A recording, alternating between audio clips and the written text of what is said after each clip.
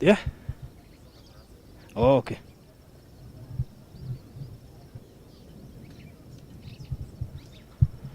So tunatoshoka. Okay. So tuko live. Okay, sawa. Ha, leo toka ikaleta tu live.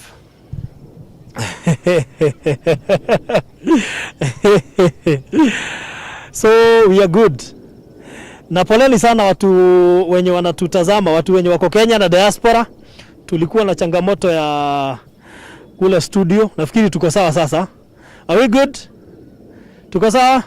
Na unajua kama hatuko sawa muache kukunja sura zenu kwa sababu mnanishtua. Mkijua haiko sawa afadhali mnacheka. So wewe tulikuwa na mama na amemalizia. So I was about to invite few people kabla niite Virginia na familia yake. Sawa sawa Virginia. So kabla nikuite mchungaji ndiye atakuwa mwisho kabisa, ndio akimaliza tumalizia hapo. Sawa sawa. So nataka kukaribisha watu kadhaa. Kabla niite Mouse, sijui nitaita mdosi wao atawa represent, si ndio? Atawa introduce wote. So baadhi ya wageni tulio nao siku ya leo hatujaita wageni wengi kwa sababu mnazozielewa. Sawa sawa, we had said earlier and that's why hatukuita watu wengi. Pia kuna mama mwingine tumeita hapa ni wa hapa bypass na yeye alipresent watu wa bypass fraternity. With reasons known. So ningetaka kwanza nikaribisha watu kadhaa wale walitangulia kabla Virginia. Tuingie kwa Virginia. Na nataka kukaribisha kijana mzee. Ingawaje Kiswahili wakati mwingine huwa inampiga chenga, itabidi leo mtuelewe. So anaitwa Hiram Njoroge Kamau. Mpigieni makofi. So Hiram, karibu sana. Ili uweze kuongelesha wananchi just briefly. At least ndio Virginia asisikie akiwa peke yake. Wajua ni nyinyi mlitangulia. Kwanza wewe ndio ulitangulia. Kwa hivyo wewe sasa ndio utamwambia inafika mahali kichwa inaanza kuuma ukiwa safari katikati sababu unahitaji material na hakuna pesa. Si ndio? Umwambie inafika mahali unapigiwa na engineer unazima simu. Wakati unajua hauna pesa na engineer anataka pesa. So karibu sana Hiram. Okay. Gale huko. Nasema asante kwa hii wakati Mungu ametufikanishia hapa. Kitu ya kwanza na ya maana sana ni kuwasalimia watazamaji wa Farodhi wa Dhayo. And then familia mom, you feel at home, we are with you. Na familia ya Alice na Francis and the Emmaus company, sijui kama ni company ama ni yeah. So nimwambie mimi ndio nilikuwa kwanza hii kampuni ya Emmaus wenye wanijui, mimi naitwa Hiram, ndio nilikuwa kwanza kujengewa na Farodhi na marafiki wake, na nashukuru sana Mungu kwa sababu mahali nilikuwa sio hapo sasa hivi niko. So maisha yangu inaendelea vizuri na familia yangu. And then naweza kuambia mama kitu moja. Vile hii mambo itaanza kuendelea, uwe tu na maombi tu. Kwa sababu kuna ile wakati inafikanga ya changamoto. So yani hata ulali unafikiria kesho itakuaje, ama ikianzia itaendelea wapi na itafika wapi. So kitu ya maana sana ni kukuambia uwe tu na ile roho ya kutumainia Mungu na kila kitu itakuwa sawa. Kwa sababu mimi nilipitia hapo na nyumba ilijengwa ya gorofa moja na sema Mashonit. Kisema nyumba ya gorofa moja watu watafikiria ni apartment. So mi huanga nafurahia sana. Sasa ikifikia hapo sasa venye Farodhi amesema Mashonit. Najua sasa mimi ni Mkikuyu.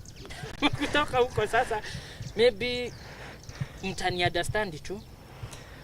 So ikifikia pale Mashonit, siku moja nilale hivi, nifikiria nitawahi ingia nyumba kama hiyo, nitawahi ingia kwenye mahali nafunga na kufuli yangu.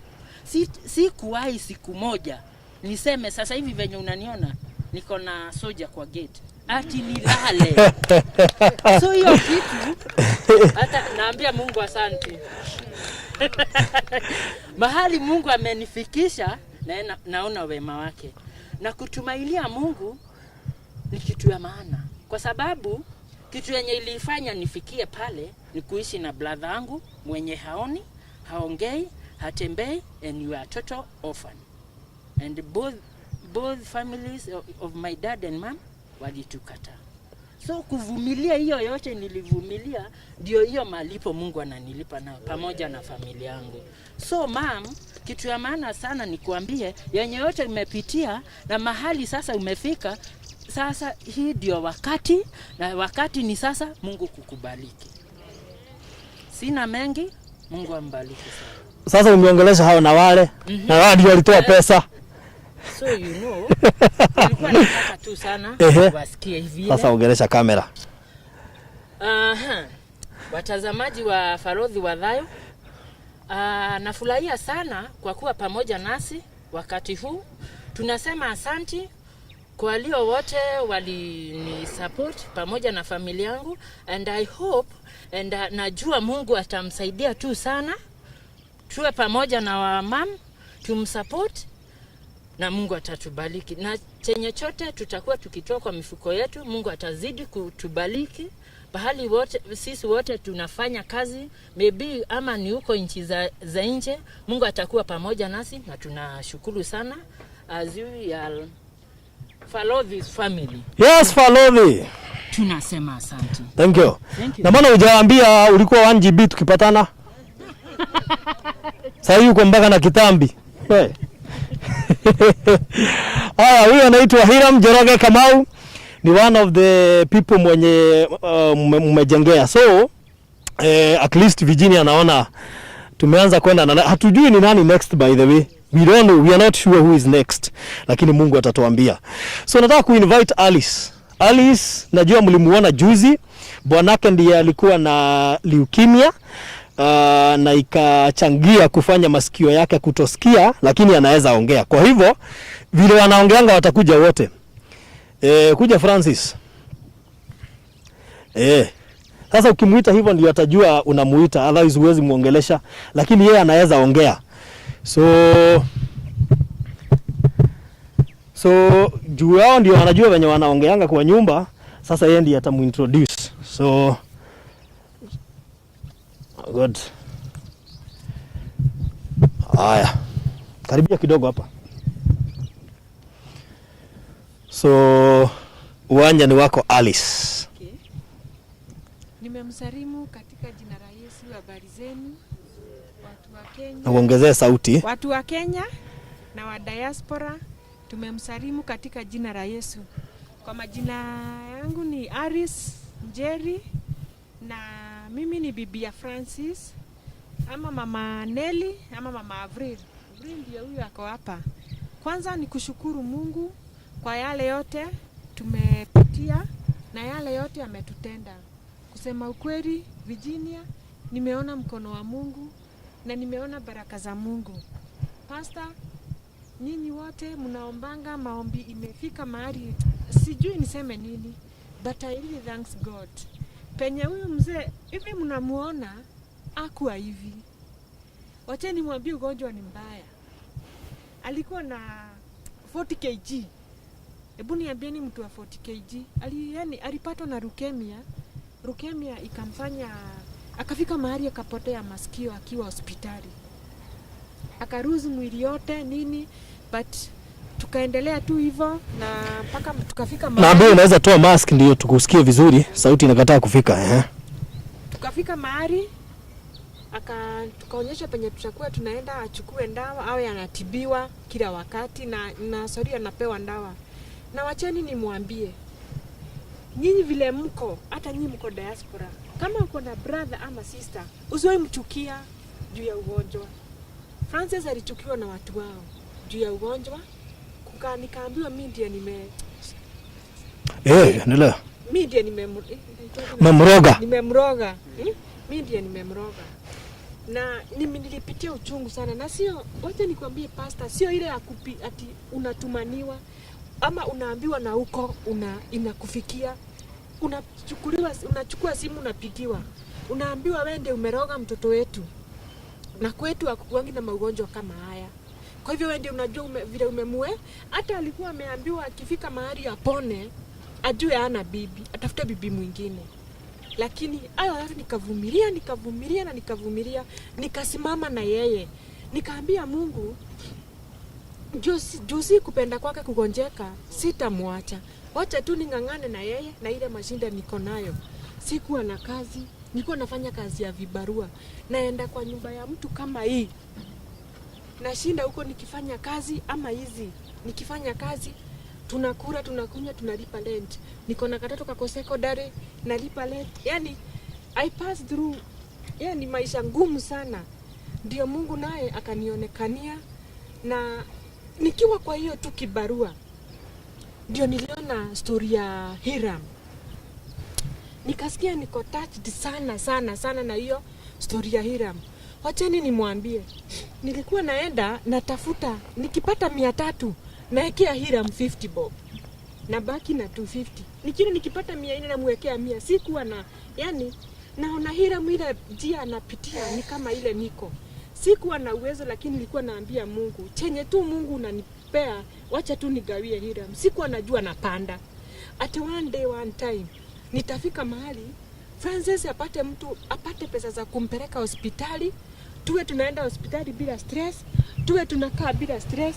Wacha nimwambie, ilikuwa inafika Edmonds kama saa hii, nikikumbuka landlord anakuja kwa nyumba, nafunga nyumba tukiwa ndani. Juzi kasichana kangu kalikuja kakaniambia, "Mom, nashukuru Mungu ati saa hii nikisikia mtu akibisha mlango najua tu ni rafiki, si landlord." Niambia hivyo. Hata kalikuwa kamezoea juu. Hata wakiwa kwa nyumba zingine nilikuwa nawaambia, mkiona nani amekuja, msifungue juu yani nimepitia njia, yani sijui. Na saa hiyo Francis hata ako na watu wao, na walilia tu. Nawaambia, "Oi, tafadhali, simsaidie tu Francis na kitu fulani tu. Aende tu hospitali." Hawezi. Kuna wengine mpaka walikuwa nasema hawezi tuma pesa kwa simu yangu, nisitoe niende nikazifanye vitu mbaya. Sasa nashindwa, nitawafanyia vibaya ama niyo nitafanyia vibaya? Huyu ni baba watoto wangu, hakuna makosa amefanya akagonjeka. Ni vile tu kitu inashikanga tu mtu anagonjeka. Hata mimi naweza muacha nitoke, nikifika pale mambo ya Mungu ni ngumu sana, ni ya hatuwezi elewa. Nikifika pale Francis apone, Mungu aniambie, "We, ulikuwa kwa majaribu, nilikuwa nimekuwekea, nilikuwa nione kama utatomboa. Hata wewe hiyo mzigo chukua." Nikifika pale Francis aniite. Nisiri nani yeye ameniita, nigeuke nione yeye. Ni yeye ananiita. Sasa nilishukuru Mungu sana hiyo yote, na tumepitia yote, lakini kupitia barozi na watu wa UK, diaspora wote na Kenya. Nimemshukuru sana na Mungu ambariki. Wacha Francis amsalimie.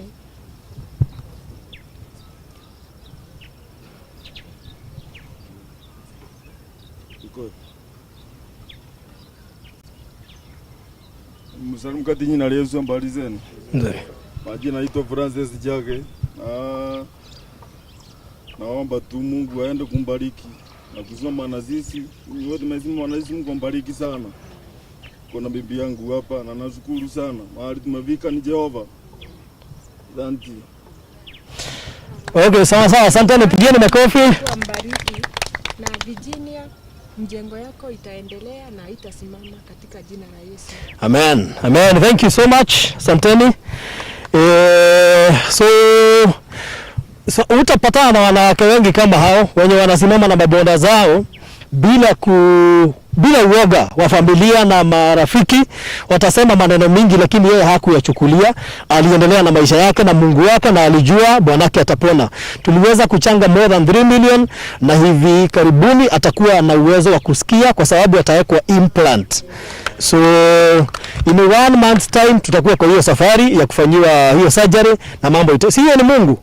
So sasa hiyo ndio story yenye tumetoka last month. Sasa ndio tumeingia kwa Virginia vizuri.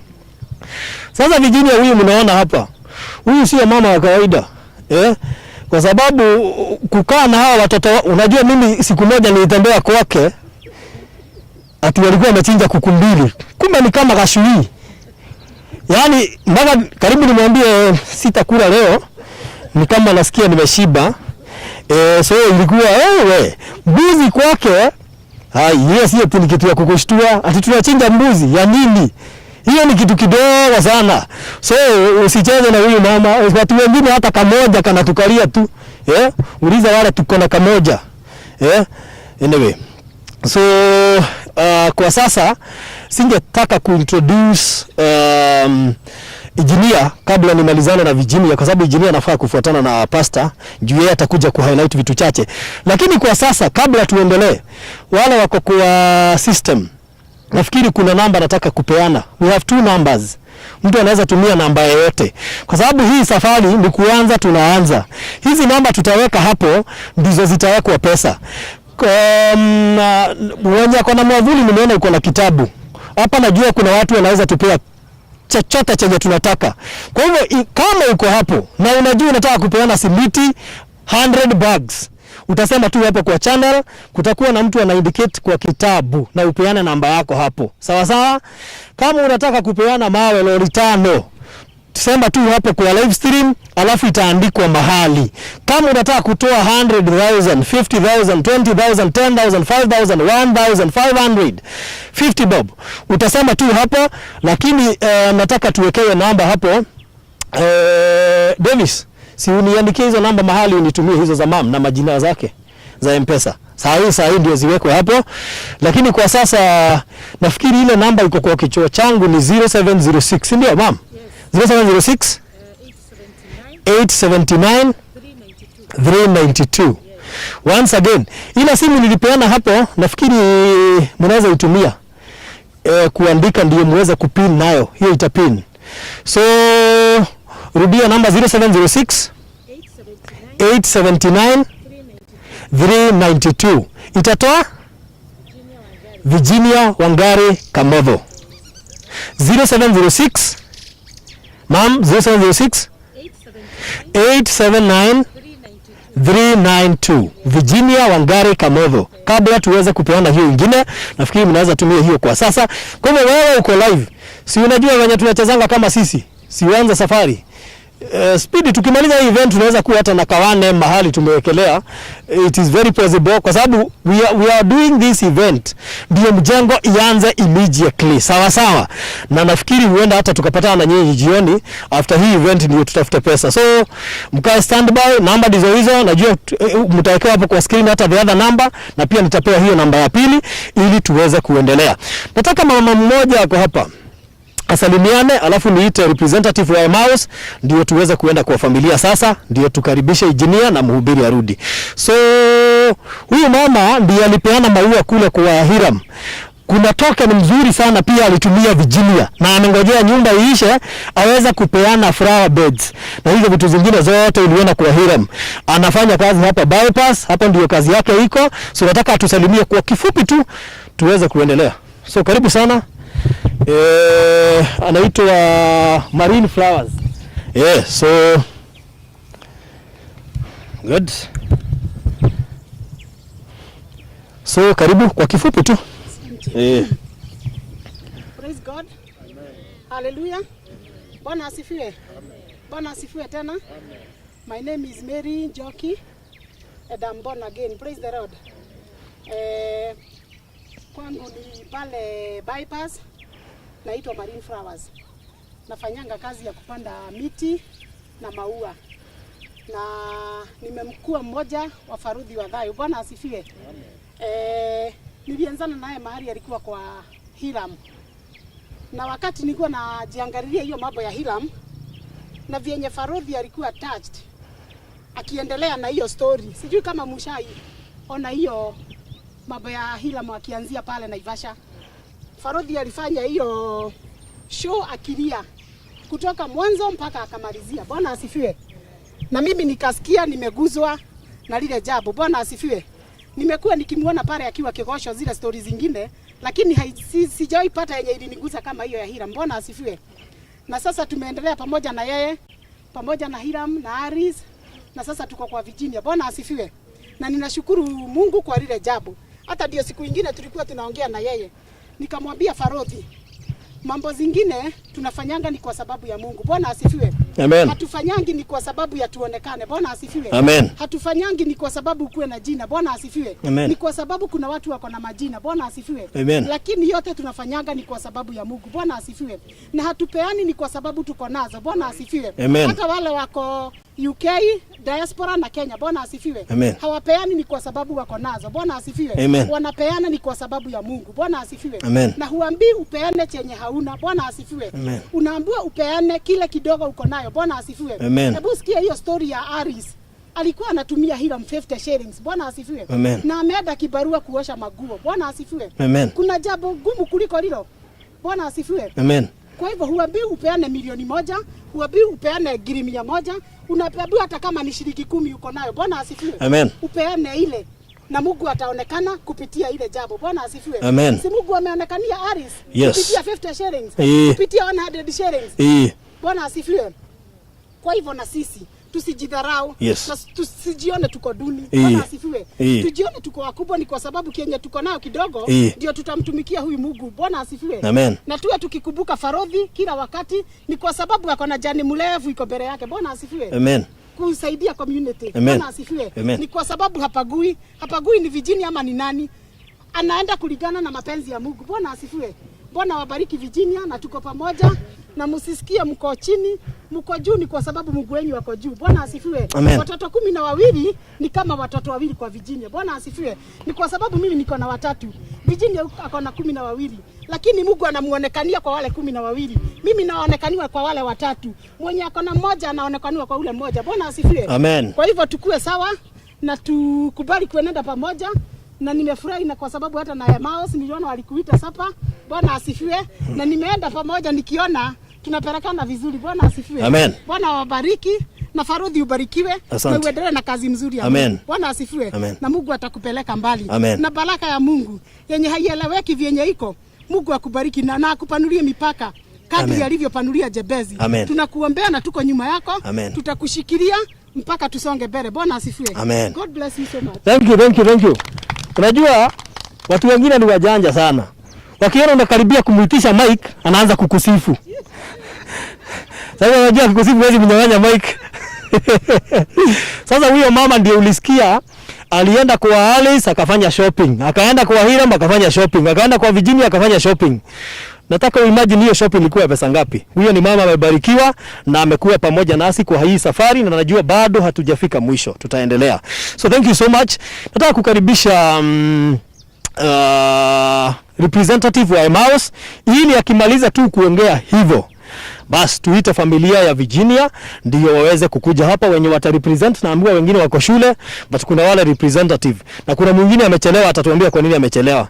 Lakini sitaki kuintroduce hiyo vita. Si unajua vita yake na nyinyi ni kali. Ikianza saa hii yezi isha na anajua tu, alafu anachelewa. So karibu Emma once again. Ama tu yes, Mr. and Mrs. Emmaus. Na pia timu yote ya Emmaus. Nyinyi nikiwapea dakika 5 zitawatosha? Dakika 5 hata ni mingi. Ni mingi? Haya, nataka niwasanitize wote. Haya.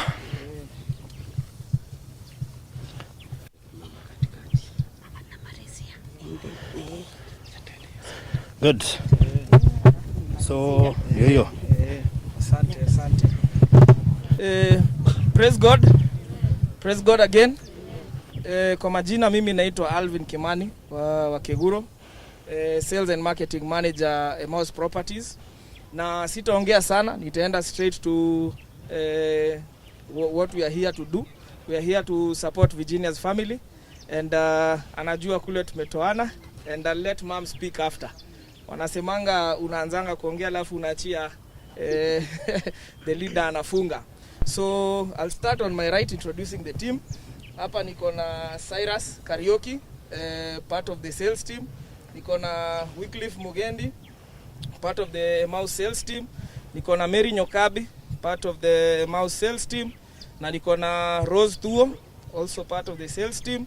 Na niko na Monica Kamoyo, part of the Emmaus sales team. Na behind the camera tuko na digital head of digital called Masi Wanza.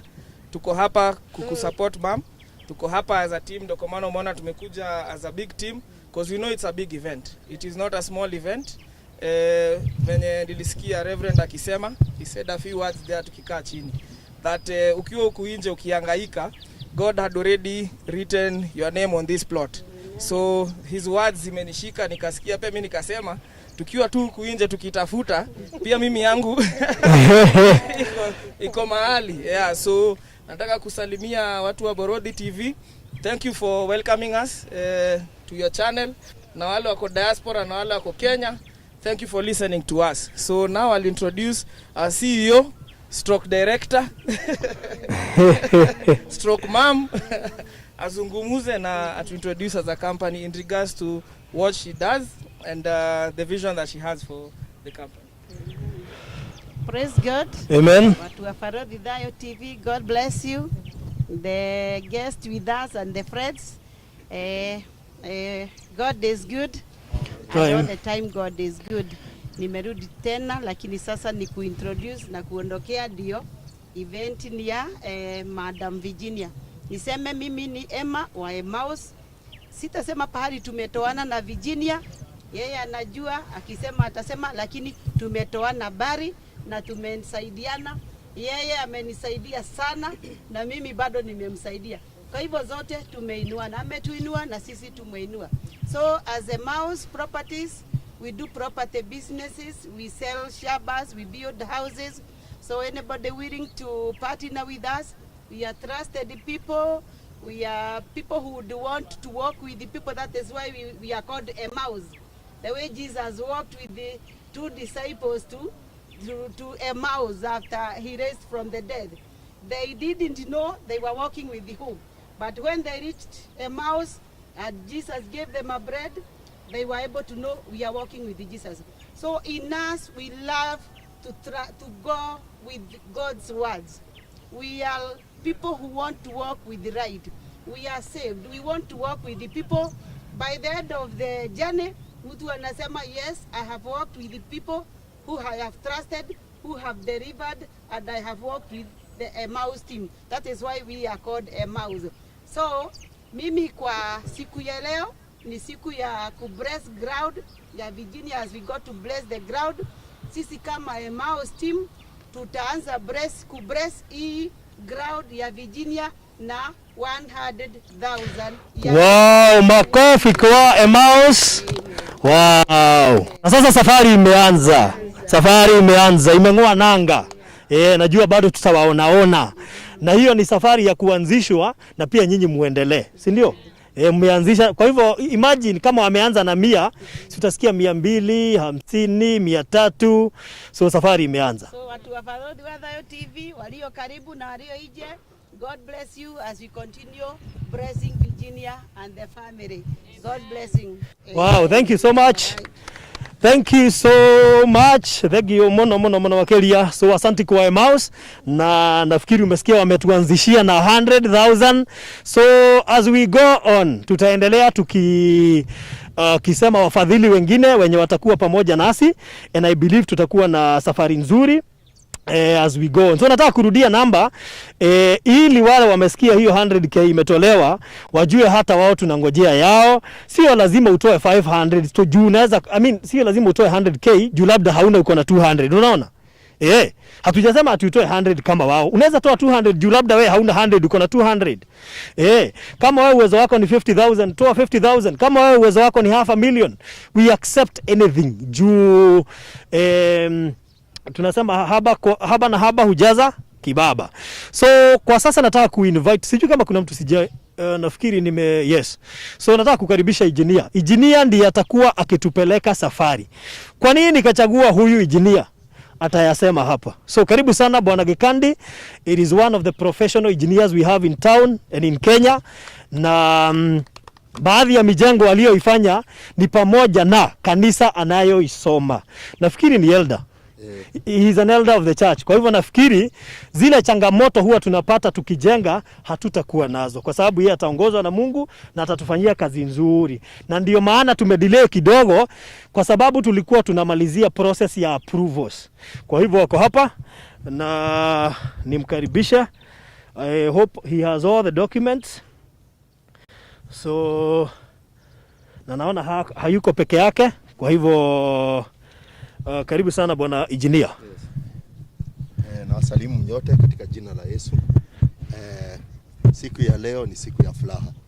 Siku ya leo ni siku ambao sisi ni representative wa Christ that died on the cross and doing his work. We are not expecting Jesus to come from heaven to come and do the work. We are the representative of Jesus Christ doing the works. He used to heal the sick, and one time he gave there's something he spoke about, the good Samaritan who saw a person who was torn and teared, and Jesus Christ came and said that person has done the best, because he took his money and took that person even to hospital and to the hotel. Whatever you will eat and drink, I'll come and pay. Let us accept, all of us, like Falode has taken this big step of helping the needy. He is a good Samaritan. Let us join hands and be also good Samaritans. I am here. I will stand with this family. Construction has a lot of hiccups. But one thing that I assure you, I'm going to carry this burden in a way it will not be tiresome to you. I'll take that burden and put it in my shoulder, such that all of you, when you are giving, I'll be accountable to every single coin. And another thing, wow, I will make sure that this woman will never have sleepless night. I'll face all the giants for you because of the grace of God. Mimi ni mtu ambaye ametolewa mbali na Yesu. Nilitolewa tu hivyo, my brother akina Hilam. Mimi nimelala nje. Mimi nimejifunika mchanga, badala ya usiku ikifika una mahali pa kulala. Naingia kwa shimo, unaingia kwa gunia, unajifunika. Wakati mgumu zaidi. Wakati sikuwa naelewa na watu wetu hawako wananielewa. Lakini Mungu ambaye anatoa watu katika mavumbi, mimi naweza sema amenitoa kwa mavumbi na anaendelea kutoa watu kwa mavumbi, na mimi nilishikwa mkono na watu ambao walitumiwa na Yesu. Pastor Gikera na wengine wengi. Let me say this. This is the best cause that you can do for Jesus. Standing with those who have need. Don't you worry, my sister. The Lord God Almighty, sisi ndio gara za Mungu. You don't have to give 100,000 or what. Whatever you have, give it, and God will bless you. Thank you, Farode Wadayo, so much. You are an anointed man of God with this ministry of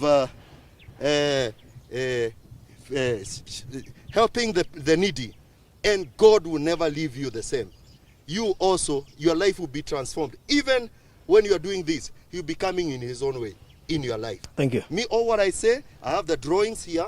I have structural and architectural drawings, and the approvals that I've gone through.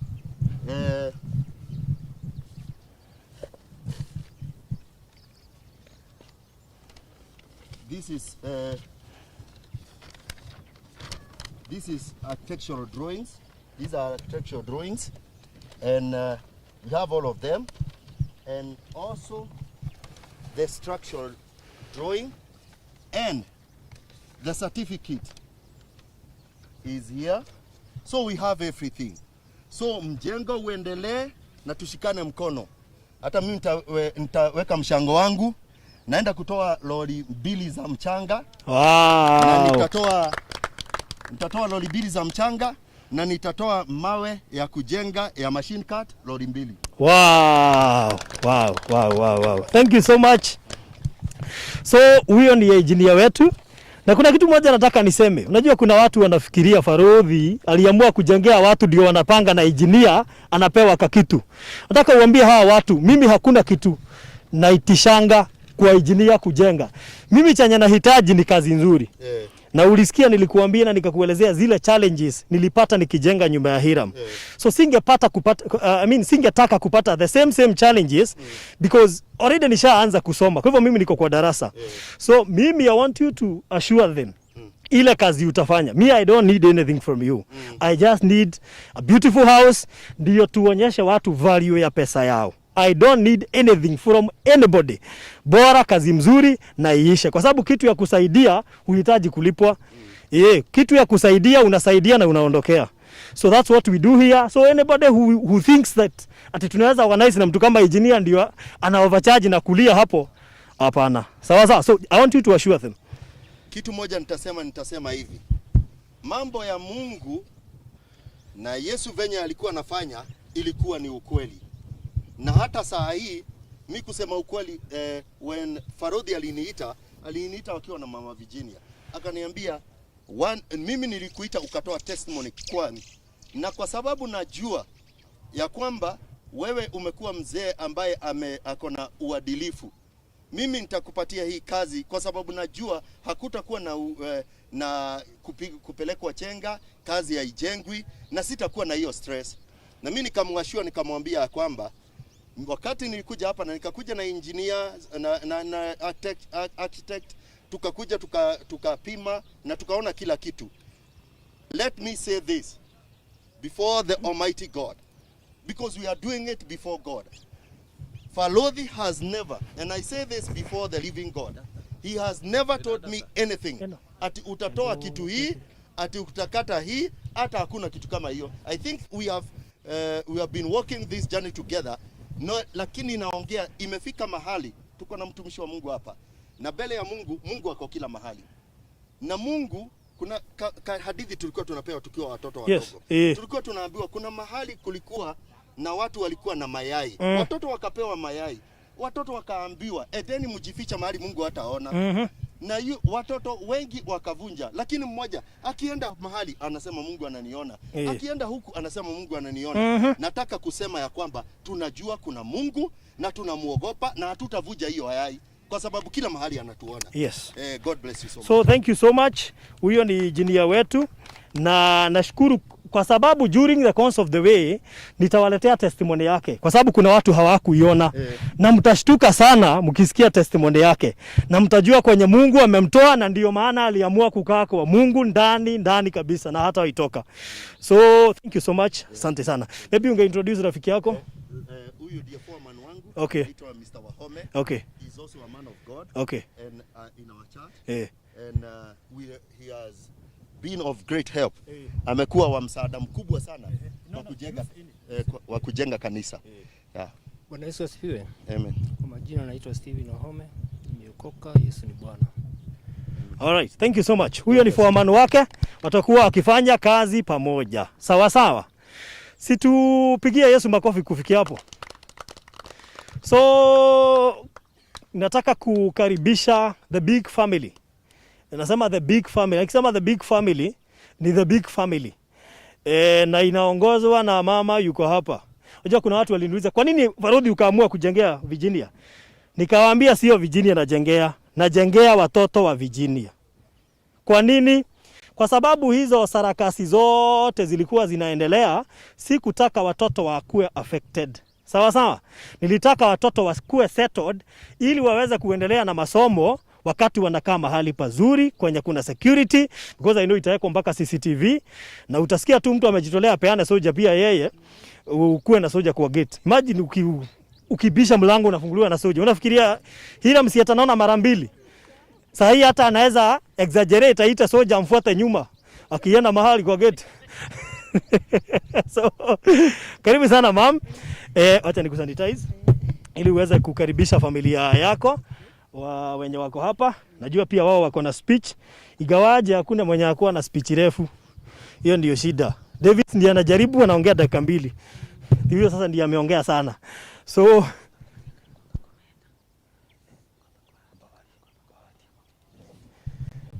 All right, so karibu sana Mom Virginia. Amen. Praise God. Bwana Yesu asifiwe sana. Mwathani agoshwa.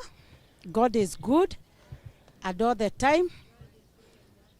Na mimi nasemaga at all the time things are getting better and more better. Wow. Sababu hivyo ndio nimeona. Wow. Kwa hivyo sita assume ati kila mtu ananijua kwa majina. Naitwa Virginia Wangari. I'm the mother of 12 kids. Wengine wananiuliza kama ni wa brother yangu ama ni kwa adapt ama kuna namna gani, lakini ni wangu wa kuzaa mmoja. Vijana ni 5 na wasichana ni 7, na ninashukuru Mungu sababu mahali nimefika ama vile niko ni sababu ya wema wa huyu Mungu. Na ninashukuru huyu Mungu. Hata nikiangalia upande wangu, mtu anafanyaga hivyo, najua right then najua ni left. Nikiangalia upande wangu wa left najifunia kuona mama yangu na kuona baba yangu. Umeishi kusikia nikisema vile nilisaidika kwa kanisa inaitwa ya Deliverance, na ninasemaga all the time Dr. Yes, Bishop Jimmy Kimani. Bwana Yesu asifiwe sana. Amen. Kwa hivyo today tuko na yeye hapa. Nasema hata mkiona nikiwa na ushujaa nikisimama alinifanya nisome. Okay. Na degree nikawekelewa. Wow. Kwa hivyo I thank God for him and I thank God for the family, na ninashukuru sana even kwa Emmaus Property. Bwana wabariki sana. Amen. Kwa hivyo ninashukuru sana Farodhi wa Thayo. God bless you so much. Amen. Kwa hivyo nataka kukaribisha watu wote wa Farodhi wa Thayo TV, Virginia Wangari Fupisha TV. Usiku. Fupisha Usiku wako ndani sana. Mawaidha ya mama tuko sana. Kwa hivyo Bwana wabariki sana, na ninashukuru na abia Mungu ni asante. Sababu najua mahali amenitoa na mahali amenifikisha naona tu ni Mungu. Amen. Naangalia tu naona Mungu, nikiangalia pale naona magari. Jamani, oh my God, this is the God I serve. Nikiangalia magari pale nilikuwa naambia watoto wangu, hebu angalia ni nyuma nani amefuata. Virginia wote wameandamana kwa Virginia. So nikasema hili ndio tunaweza mpaka ni Mungu. Hata watu waliangalia wakashindwa watu wanaenda wapi. But I bless the name of God because of you. Even wenye wote wamefanya my life to shine. Let me tell you. Nikijiangalia vile niko na nikiangalia ile maisha nilikaa, naona tu Mungu. Nikija wakati niliingia huko Nairobi, wakati nilikuwa nimeteseka sana. Unajua people may see me waone vile nimeshine. Unajua hata nikiangalia mimi naona tu niko mbele. Hata sigojei waniambie I am looking so beautiful. Sababu najua ni Mungu, nikijiangalia naona ni Mungu. Wakati nilifika pale Nairobi nikapata my dad Dr. Bishop Jimmy Kimani. Nikiingia kwa kanisa yake nilikuwa na free leader. Ni mama alikuwa pale analia kila wakati. Nilikuwa na free leader jamani. Yes, there is God in heaven. Kwa hivyo nikifika pale alikuwa ananiona tu mama, na siku moja tu let me tell you. Sababu sikujua vile nitabuapproach ama vile nitafanya. Mungu alinena pamoja na yeye. Nikivigia tu pale kwa gate nikasema, unajua sijui kanisa kama unaweza ingia mbele ya mchungaji ama nini. Kwa hivyo nikapiga breki pale. Akaniambia hiyo wewe waje tarehe. Kwa hivyo wakati nilifika pale mimi sikuenda kusita. Nilienda kumpatia story yangu haraka because nilijua hiyo chance nimepata. Sijui kama nitaipata. Kwa hivyo nilienda nikamwambia mimi naitwa Virginia Wangari, I'm the mother of 12 kids. Na mimi nimepata mashida mingi sana, nilikuwa nimeoleka na Bwana for 20 years. Nikazaa watoto 12 na niko na mimba. Na sasa sina kwa kulasi, nikampatia hayo mambo yangu yote. Kwa hivyo hata akienda kwa kanisa alijua kuna kitu amebeba. Na from that time hakuwahi niashiria. Pale nilikuwa nalala chini kwa nyumba ya mabati. Nakumbuka Pastor Alice, God bless you. Walinitoa pale, wakanitoa kwa mabati wakati tulikuwa tunalala na magunia. Wakanipeleka kwa 2 bedroom. Kwa hivyo mimi nashukuru na ninajifunia na kusema mahali nimefika ni Mungu. Niko na mengi sana ya kupeana ushuhuda. But what I know ni vile ninaangalia ribo. Heria, thank you Ribio. Umetenda baba. Wewe ni Mungu. Umetoka karibu sababu ya ukuu na ufalme wako. Nikiangalia mahali nimekanyaga najua ya kuomba. Hata nikilala hapa kuna mwenye ataniuliza swali. Najua nilikuwa na nyumba ya kifahari nikajionea Mungu akinitendea mema. Lakini nikiangalia siku ya leo, this is the year of restoration and demonstration. This is what God can do. Unaona demonstration imestart all over. Sasa naona vile hata Mungu anaendelea kufanya. Kila mtu akisimama nitatoa ribo. May God bless your pocket sababu yeye ni Mungu. May God cover you with the blood of Jesus. Magonjwa na mambo makubwa isiwahi wapata. Thank you my God, sababu ya kupenda hawa watoto ribo wenye hawakuwa na mahali pa kulala ribi, lakini umeona ya kwamba utawajengea ndio walale Mungu.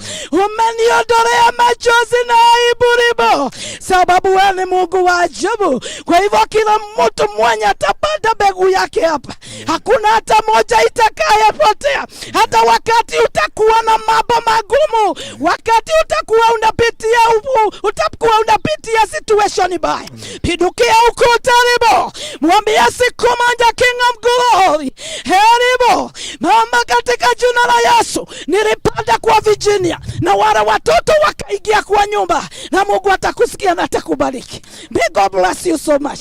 Niko na mengi, lakini Bwana abariki sana, na tusasidi kupendana. Hata wakati tutamaliza hii journey tutasema ubali tumefika ni Mungu. May God bless you. Amen, Yes. amen, amen. Yes. Tuitie watoto wako sasa, kutoka yule mkubwa hadi yule mdogo. God bless you. Bwana wabariki sana. Mkiona nikilia, kuna wakati nilikuwa nalia sababu nilikuwa nikishindwa watoto wanaenda kukula didi kwa nyumba. Sasa lakini sasa hii nafurahia sababu najua nitaenda kupika ugali na uga iko kwa nyumba. Kwa hivyo hata tukichelewa najua hata cabbage, hata mboga, hata nyama iko kwa nyumba. Ndio sababu he is the God who provide. Akai kama mtu unaweza tabia na yeye. Anakuacha. Nisitaki kuprisa sababu niko na mengi, tutakutana fupisha usiku. Sawa sawa. Yes, kwa hivyo naona leo tukifupisha pamoja. Naona leo tutafupisha pamoja. So producer, nataka uniwekea hizo namba hapa zote mbili, tutajie hizo namba zako. Namba ni 0706 879 392. Rudia tena. 0706 879 392. Na itakuwa Virginia Wangari 392. Yes. Virginia Wangari. Yes. Haya, hiyo namba ingine? Hiyo ingine ni 0700 669 503.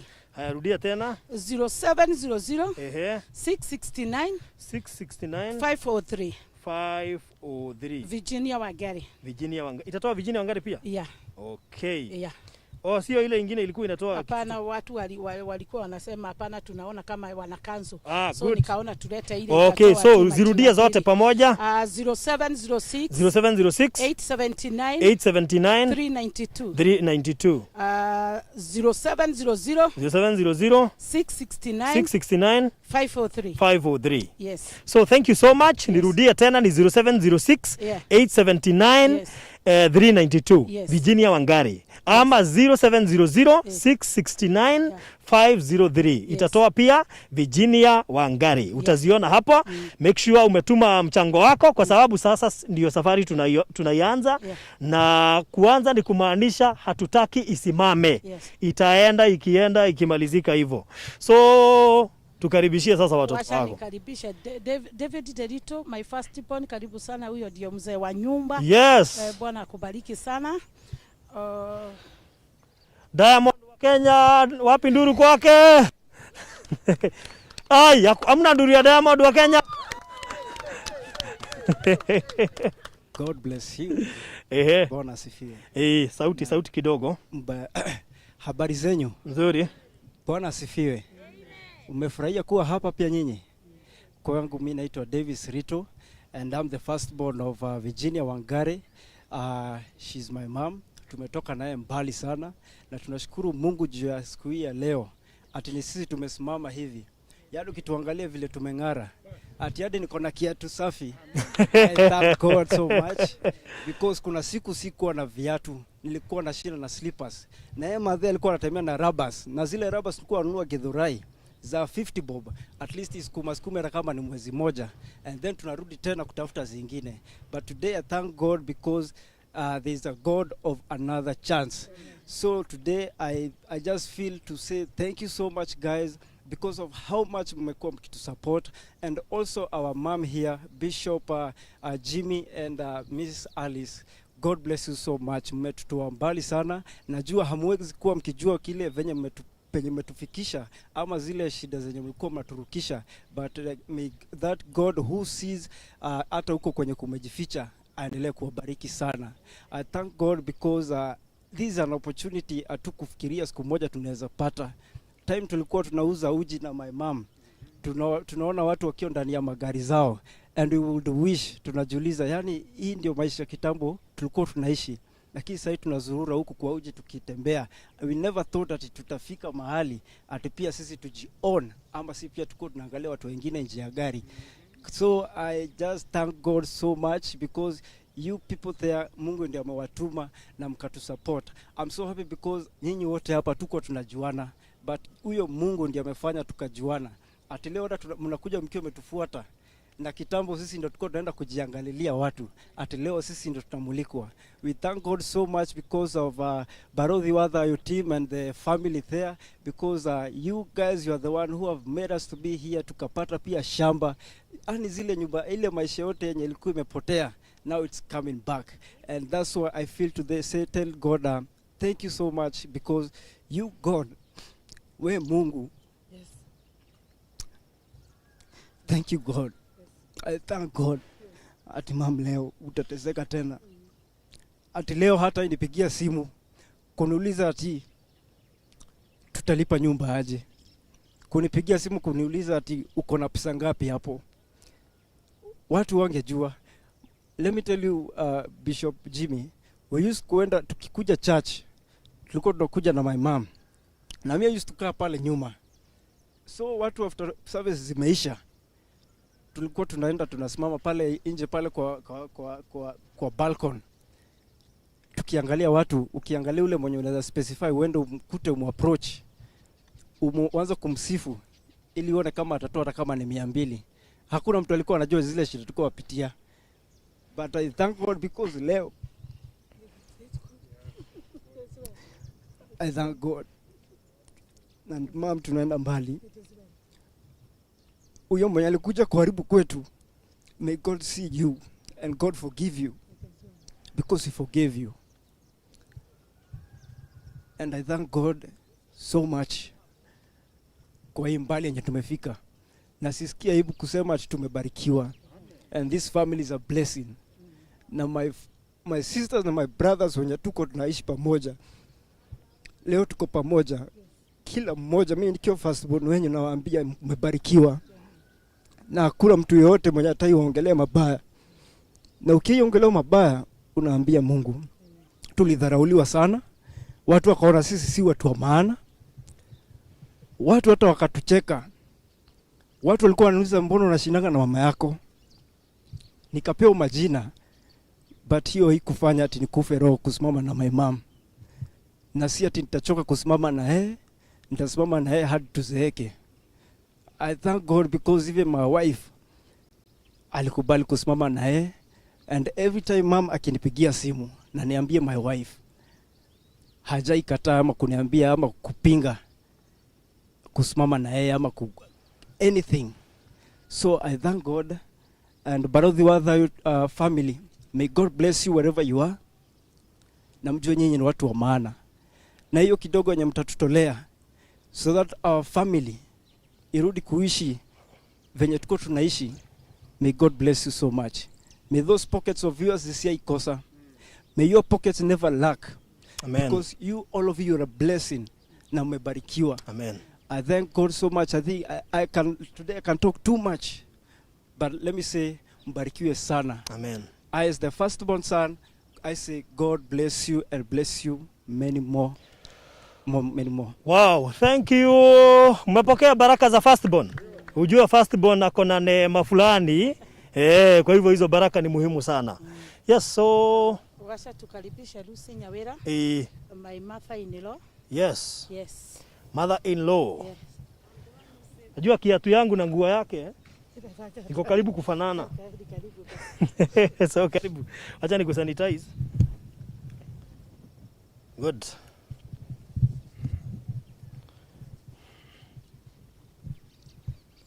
Praise God. Amen. Praise God again. Oh, kwa majina naitwa Lucy Nyawera wa Kamotho. Nasemanga sitaki kosa kuwa wa Kamotho. Hata kama babangu alitukataa, bado yeye ni baba yetu. Mimi nitasema tu asanteni sana kwa kutushikilia na kwa kutusupport. Davis amesema mengi hadi sisi wote tukalia, but mimi nitasema tu Mungu awabariki. Yaani kuna siku tulikuwa tunaonanga tu hizi magari tu kwa harusi. Lakini sasa ati hizi magari zote zinakuja kwa nyumba yetu yenye inajengwa. Mimi sina words nyingi, sipokuambia Barodhi asante sana. Wewe uko umeanzia na hii story, lakini the moment nilikuwa approach pale kwa church penye tulipatana, nikakwambia ukuje utujengee, haukukana. Uliweka tu appointment ni Monday. So Mungu akubariki. Na Jude Davis ameongea mambo mingi sana na amewapatia baraka. Na niye firstborn wetu tunamheshimu kama baba yetu. Amen. Yenye amesema wacha nisiongee mingi, wacha nisiongezee, lakini Mungu awabariki. Na msisahau tukimaliza hii project, unajua kuna kampuni yangu imekuja kubwa sana, inaitwa Lucy Global Entertainments, ni ya kuhaisha tents, portable toilets, portable sinks, catering, kuna sound ni kubwa. Wow. So hiyo ndio imefanya hata nichelewe. Sasa hii tungekuwa chini ya tent. Sasa hii mngekuwa chini ya tent. Poleni ni vile nimeacha zikishonwa. Ehe. Tunataka zile zisi kununua zianze from scratch. Na najua hivyo venye hizi magari zimekuja, nikisema nimefungua kampuni mtakuja hivi vyote. Alright. Na Mungu awabariki sana. Thank you so much. Si unaona mama ako na wanabiashara. Na Davis pia ni mwanabiashara mashuhuri katika Kasarani Nairobi area. Na wakati mwingine utasikia ako Meru, atakwambia ako Mombasa. So ako na wanabiashara. You have great investors in the house. Najua they are the next mouse. Najua mouse wakiritaya sasa ndio atakuwa. So thank you so much. Huyo mwingine? Thank you Margaret Kamoyo. She is my Margaret Kamoyo. Huyo ndiye Moyo. Ndiye Moyo. Unajua leo hajulikani. Sijui kuna miwani hapa, huku kuna kabag, huku naona kuna bring. Arudi avae mask. Na nywele si ya Kenya. Ni designer. Okay. All right. Haya. Praise God. Praise God tena. Kwa majina naitwa Margaret wa Moyo na mimi ndio fourth born, and I thank God that this day niko hapa. Thank you Barodhi, because of everything you have been helping us in our family. I thank God. So mama, ulisahau kusalimia watu wa Morning Glory. Ulisema fupisha, ukasema ukasahau, so acha nimkumbushe happy alisahau Morning Glory. So mimi ningependa kusema there was a time tukiwa huko kwa dad, akina Kani walikuwa wanakuja, tumekuwa tumembona koti, watoto wanakuja kwenu alafu wanarudishwa kwetu.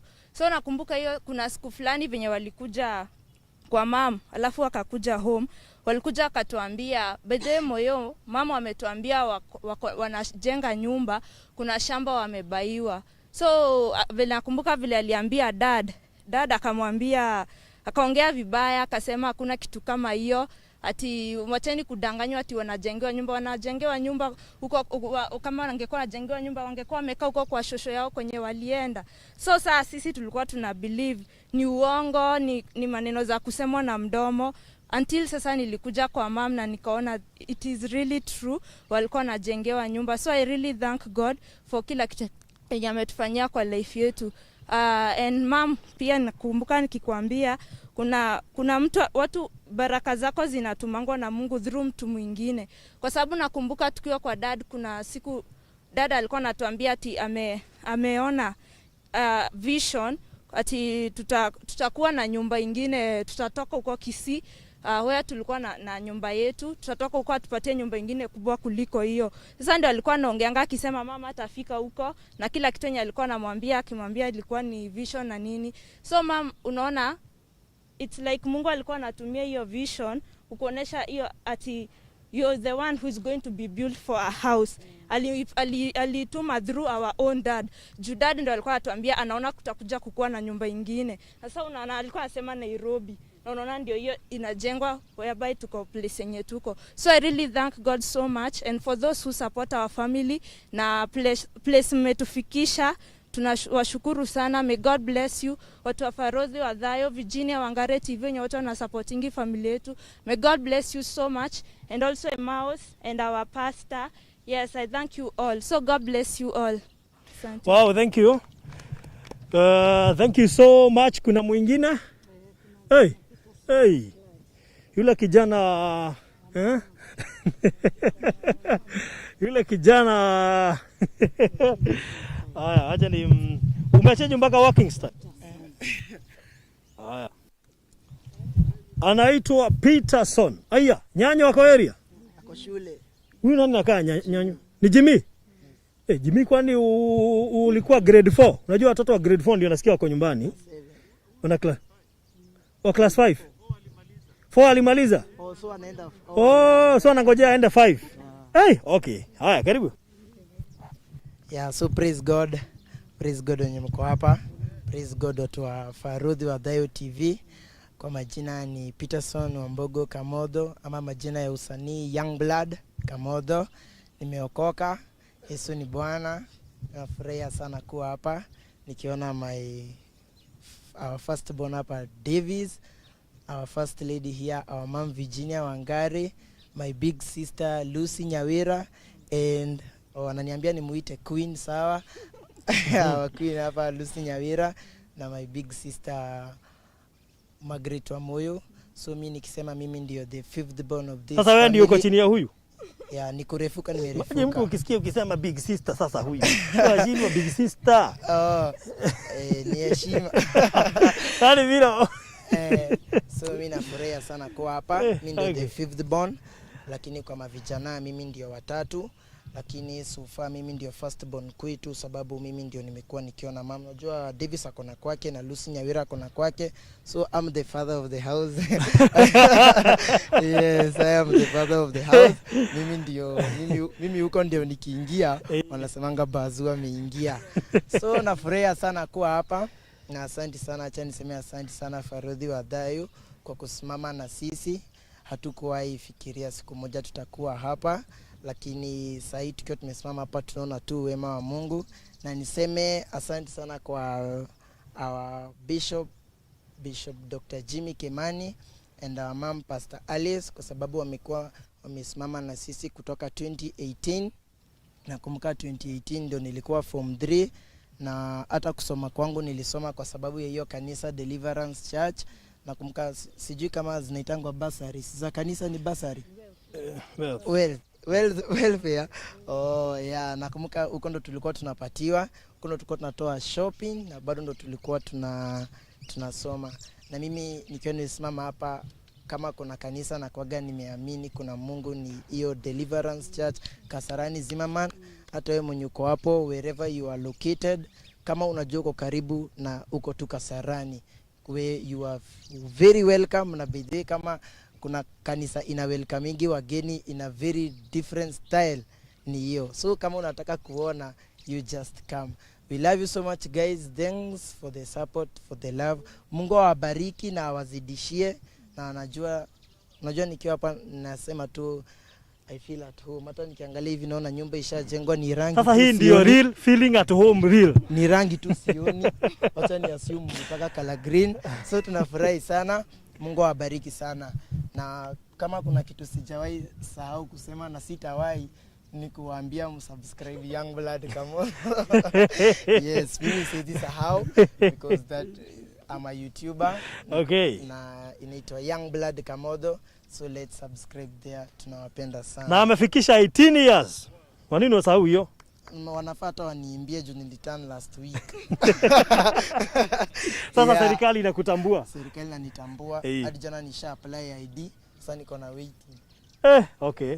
Lakini usia tunachelewa kuingia kwa nyumba juu kuna waiting card. Sichelewa. Nakwambia I'm the father. So kama you are the father of the house, unafika. Najua wababa wanaingia saa 3. Sasa utakuwa ukiingia saa 3? Bado sijaishika. Okay, thank you. Yeah.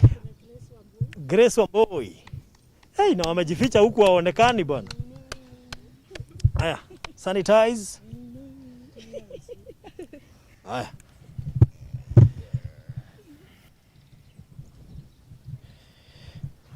So Bwana asifiwe.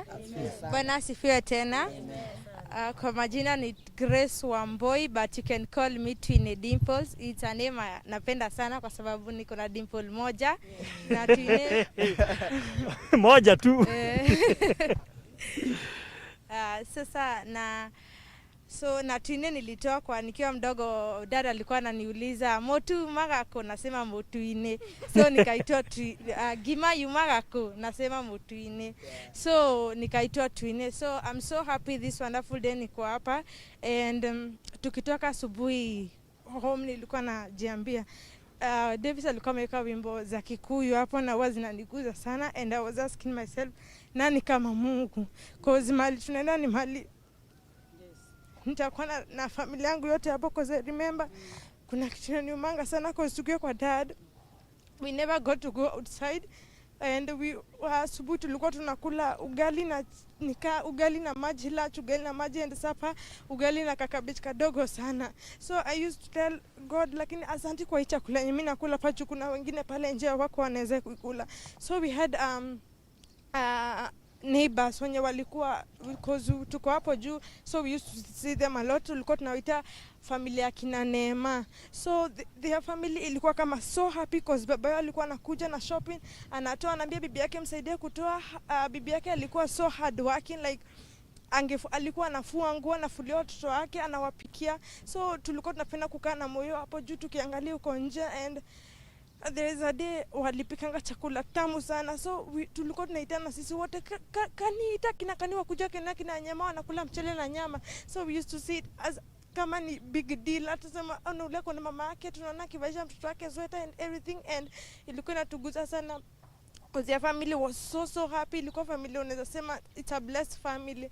So siku moja nikapata Veronica, she was sitting there kwa dirisha, anaangalia, akaniambia kitu moja ile nyuma, and she told me that twiny, mbona wale wanakaa na furaha sana, hebu angalie mama yako pale anawapikia, wao wako hapo na sisi hatuna mama yetu. Baba yao ndiye ule mzuri, anakuja na shopping and everything, wanakula and they are kufanya kila kitu poa, and their family is so happy. Na sisi tuko hapa tunakuwa tumefungiwa huku, hatuna furaha, hatuna mama kutuangalia, sisi ndo tunajiangalia by ourselves. And nilikuwa nimesikia vibaya sana, and I was telling God, just one day tupatie furaha, put a smile on our faces. So I remember that day judgment, vile tulikuwa tunaenda, I was telling God tukiwa kwa gari, Mungu just give me one chance ni hug mama yangu tu, adikanta nitahug nikasitaki tu, Mungu nipe just one chance nifikie mamangu. And I'm so happy kujua ati mali tunaenda ni mali tutafinyana, tunakaa poa together with our mother there, wakukea whenever we are sick.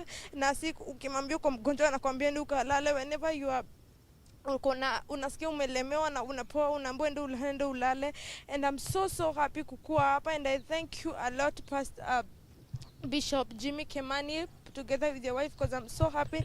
Huwa nasikia sana kusikia mmeshikilia familia yangu ile time ulikuwa na nyinyi ndio mngeweza kuwasaidia, and together with Farodhi, watu wa Farodhi, God bless you so much, we love you guys, and Farodhi, God bless you so much also, pia kusupport akina Hiram na wenzake, God bless you so much, and I appreciate, I love you guys, God bless you. Jimmy.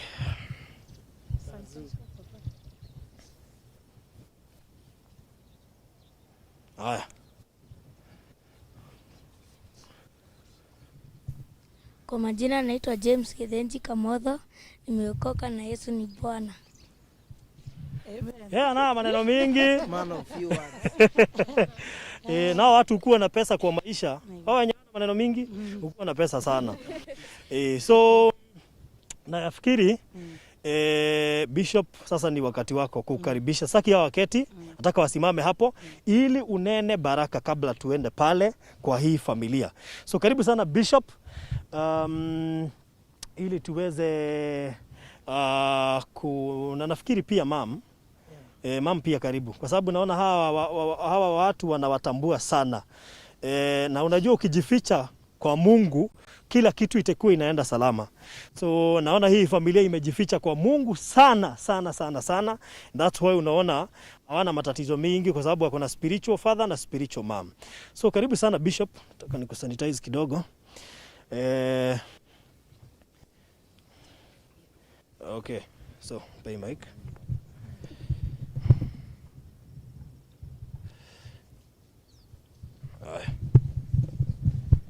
So karibu sana Bishop na mom, ili muweze kubariki hii familia, mnene baraka kwa hii familia, na tuweze pia kuanoint. Nafikiri after Bishop kuongea na mom, tutatoka hapa ndio tuweze kuelekea pale Labda hatutaenda sisi wote kwa sababu pia mashini zetu hatutahamisha, itazumiwa ndio at least tuone tukiwa hapa, lakini wataenda na microphone. So karibu sana Bishop. Habari zenu na Bwana asifiwe. Nashukuru Mungu kwa wakati huu. This is the Lord's doing. It's marvelous in our eyes. And all I can say to this family, Psalm 16 verse 6 says, that my boundaries have fallen in pleasant places. Your boundaries have fallen in pleasant places. Which better place but in the hands of God? We celebrate what God has done. We celebrate and we know this is just but a beginning. And I know one thing I want to say, never ever forget where God has brought you from. Whatever has been achieved through God can only be sustained in God. So my prayer for you, now that God has been so kind to you, never forget where God has brought you from. And if you are continue humbling yourselves before God, He's taking you far. We celebrate to be part of this. And thank you so much, man of God, for this very special ministry. And the Bible says in the book of Genesis, chapter 12, that whoever will bless, it is so encouraging, a very unique ministry. May the Lord bless you. And as you continue stretching your hands to bless those whom we are not expecting them to bless you back, God will fill from His back. Amen. May the Lord bless you. May the Lord keep you. Amen. I'm so encouraged to see what God has done, that all these people, they are saying, to God be the glory. Amen. And to my sister Alice, it was very humbling. You get 300, you give 50 to somebody else. Hey, bego mogoda wa Ngai ndiri hindi koma. May the Lord put it to you, those who are watching, that you plant in God's vineyard. It will never dry. It will bear fruit. Do not be deceived. God is not mocked. You bless His people, He will bless you, because He is faithful. We therefore feel so humbled to be part of this. May the Lord bless you. May the Lord keep you. We didn't know what we were doing, but it is a reminder that it is worth it to plant in God's people. The Lord bless you. We celebrate what God is doing. We celebrate where God is taking you. It's all by faith. We are going far to the glory of God. Thank you very much. God bless you. Amen. Amen. So karibu sana Bishop. Thank you, Yes. Farodhi. Na niko, you know, I was telling somebody, some of us are very shy when it comes to cameras. This family has made me international almost. There are friends of mine who call me from all over to ascertain whether it is true that Virginia came to our church. All the way, Seattle, California and other places, even UK. It humbles me to tell them I don't want the publicity, but I want God to receive all the glory, because Virginia, she's not the first, neither will she be the last of the people that God is going to connect with us. Remember not long ago, actually, during the corona season, somebody else called from the US, who is a teacher now, and this person said because of some help they got sometimes, we had even forgotten that they want to come back in Cornerstone Academy and teach, which humbles us.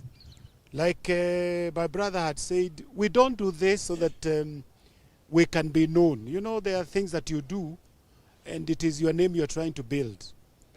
When I serve the people of God, I serve them because I love Him, and I do it because I honor Him. And God has blessed us. We are also blessed. Oguo muraiga muri arathime na ithuĩ gũtirĩ hĩndĩ na inyuĩ mũheanaga. Maitũ atwĩraga gũtirĩ mũndũ wana thĩna nĩ kũheana. No mũndũ athĩnaga na akarĩo nĩ nda nĩ kũhold indo. Because when you hold it, nĩ kũ expire. And once it expires, it will hurt you.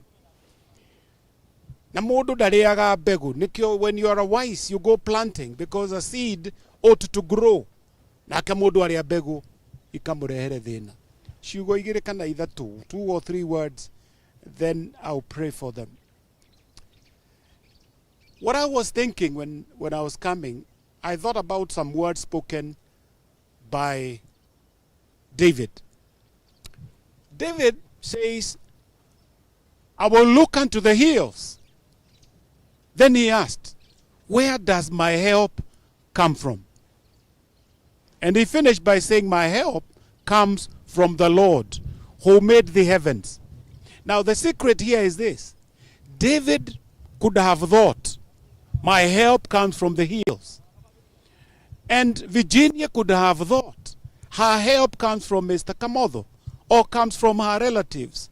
Alice would have thought her help will come from the brothers and sisters of her husband.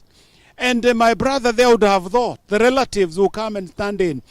But know this, the mountain is okay, you can run there and save yourself. But your help is not on the mountain, your help is from the Lord.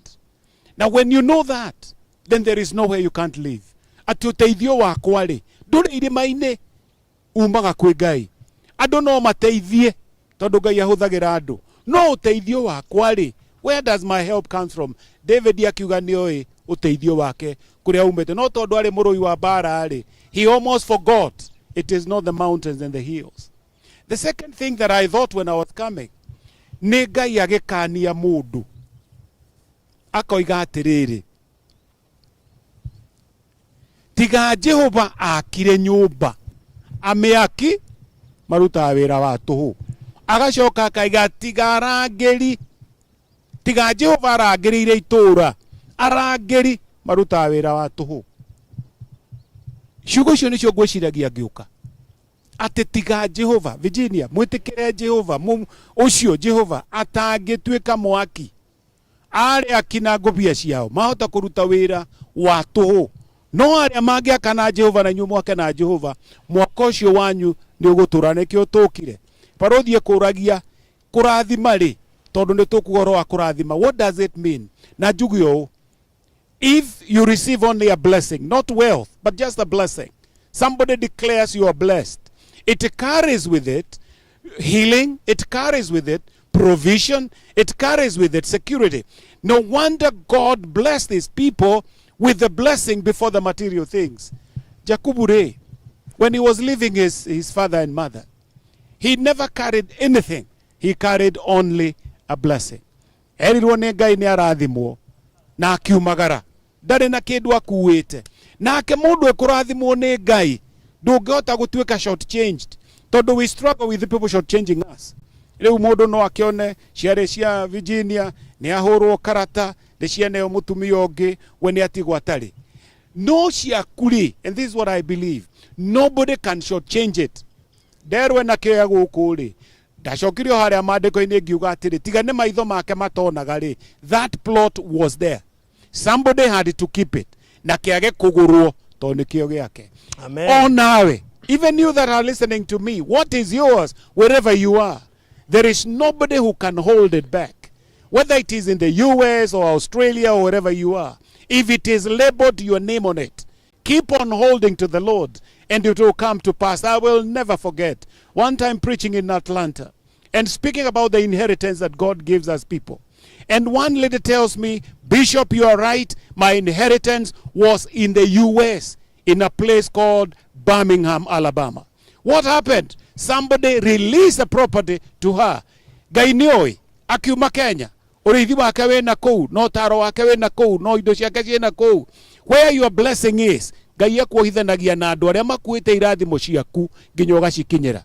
Barothi wa thayu ri, no muhaka angiatonyire mathabu-ini maya nigetha buroti yone iria yandikitwo ritwa ria Virginia na ciana ciake.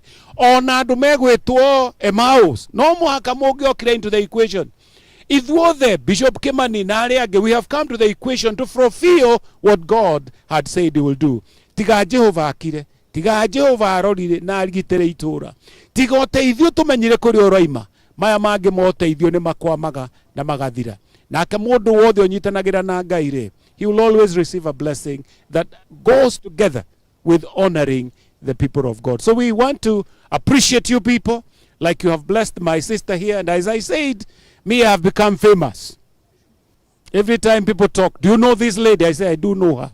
What has happened? I said, Osho demoi akioha gitamba yakoha kamoni na akoha tuiritu twake gitamba yagatua kamoni Osho ne demoi. I know that lady. Waturaga ariraga anyitite pulpit uguo nayo pulpit na oteo ikimuruira ti ithue hatiri undu twikite ithue endo tondu wahota gwiciria uga kanitha gwitu nigetha tukurathime na tukune kindu thikoragwo na kindu no unginyita ota ya Ngai ri na wihoke Ngai ucio ri nima ndagakuriganirwo niwe. It doesn't matter kuria thu igwikitie.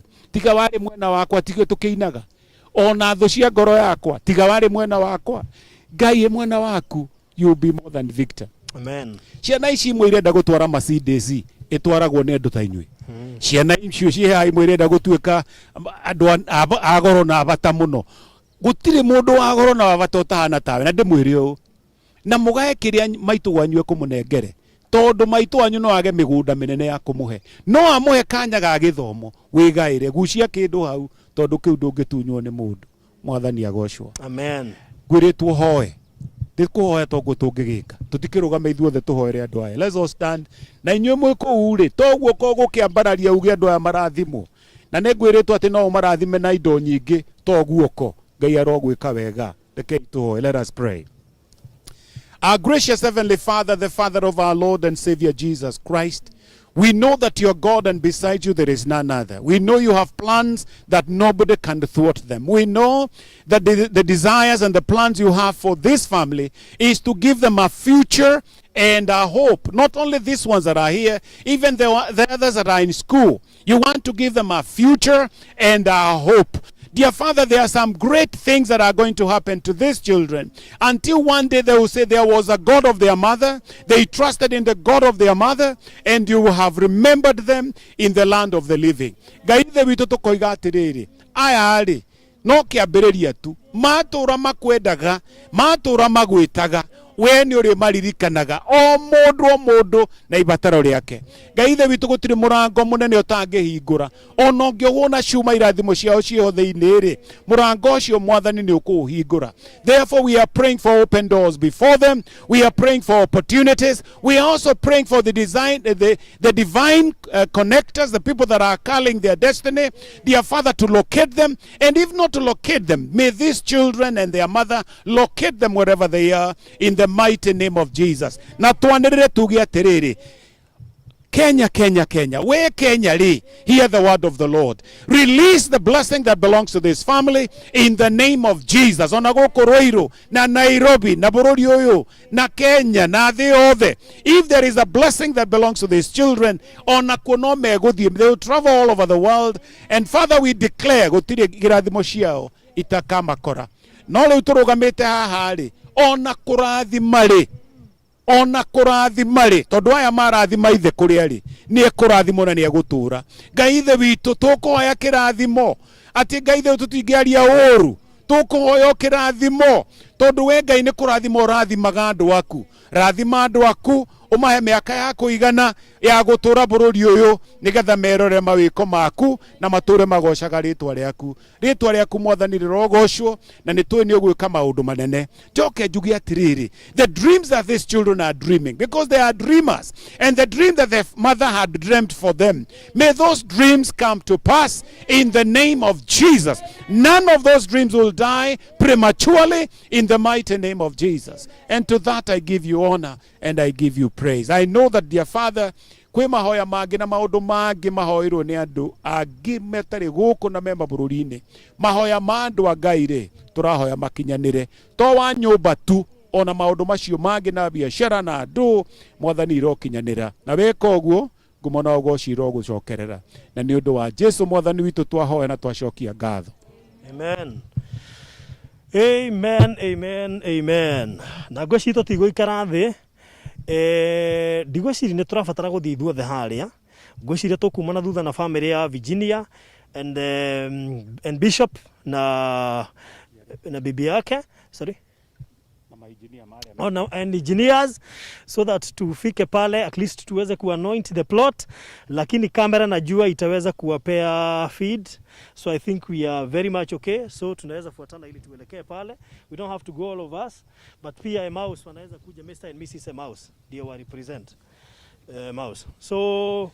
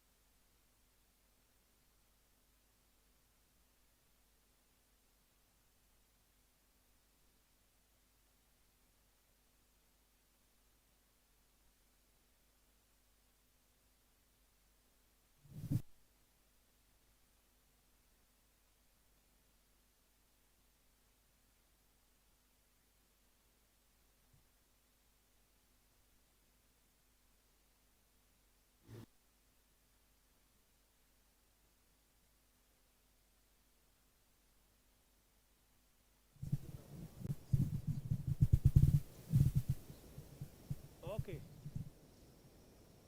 So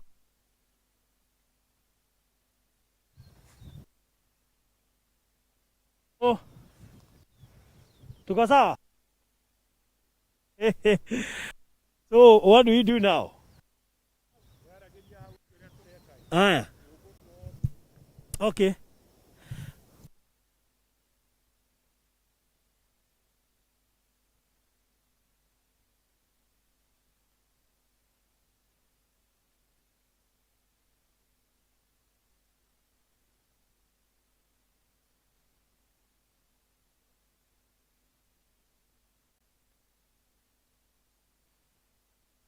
Ya mugabo haria tugutanyaga na tondu kia ni kinene atukuerwo vi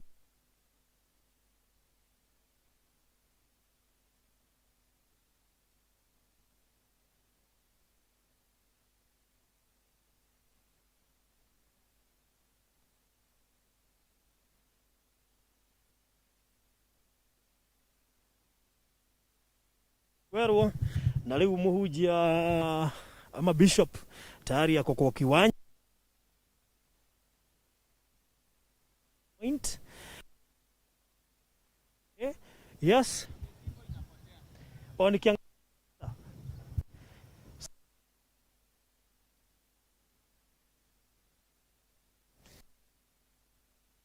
picha wangu naweza kutazama ama kuwaonyesha ili uweze kutazama mahali plot iko. na sasa process ya kuanoint imeanza.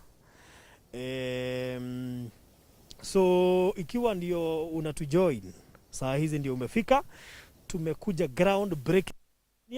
Tayari all the speeches are done, na sasa tumefika wakati wa kuanoint shamba.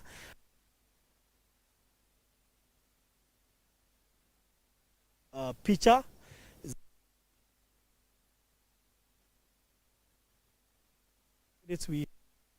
na tumalizie hii ceremony, lakini kwa sababu mic zetu haziwezi zikafika pale, kuna simu na hii amaliza tutaweza kukuonyesha hizo picha, lakini kwa sasa uniruhusu mbali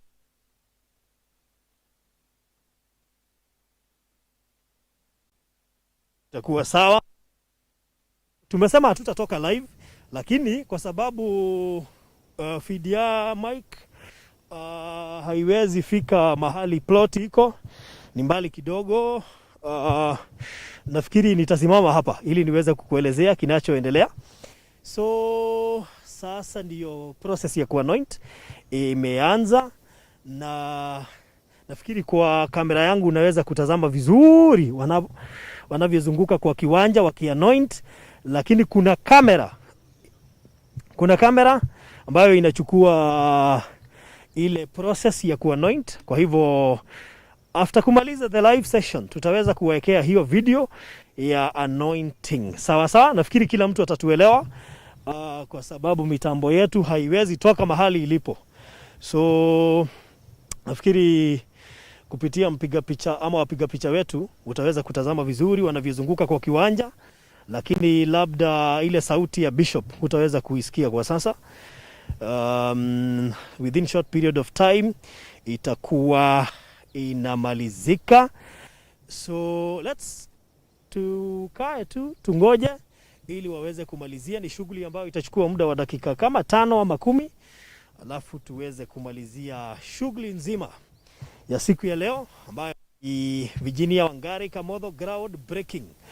Sasa nafikiri unaweza kutazama vizuri wako katika ile harakati ya kuweza kuanoint kiwanja, na unavyotazama ni familia ya Virginia Wangari Kamotho ambao waliweza kurepresent siku ya leo, maana wengine wako shule, na sasa wamefuatana na Bishop Kimani, na pia kuna engineers ambao tayari wanajua zile measurements za kiwanja. Kwa hivyo wanataka kuhakikisha wanaweza kuonyesha Bishop mahali wanafaa kuanoint, na pia waweze kuchimba kidogo, ikiwa ishara ya kwamba mjengo tayari umeanza.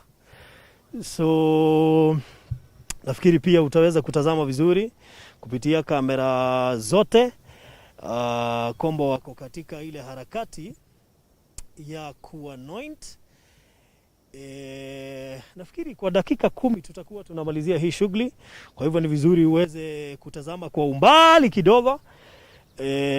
Na watakapomalizia kuna ile video inaweza kupigwa na mpiga picha mmoja. Nafikiri iwapo unaweza kutazama vizuri utaona wanapiga makofi, ikiwa ishara wameweza kuanoint upande mmoja.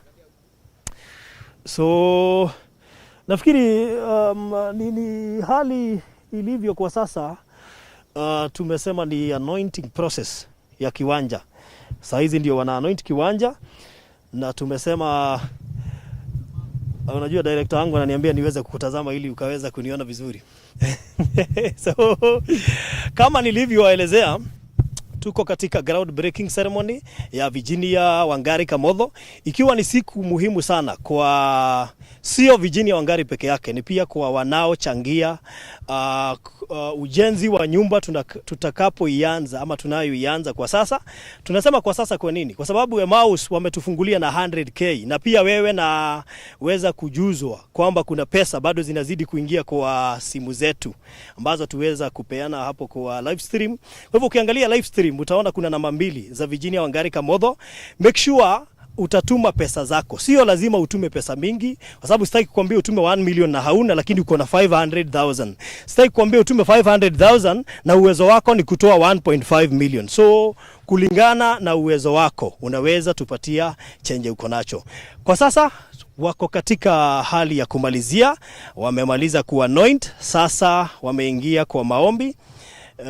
Nafikiri mpiga picha anaweza kukuonyesha picha nzuri ya mahali waliposimama.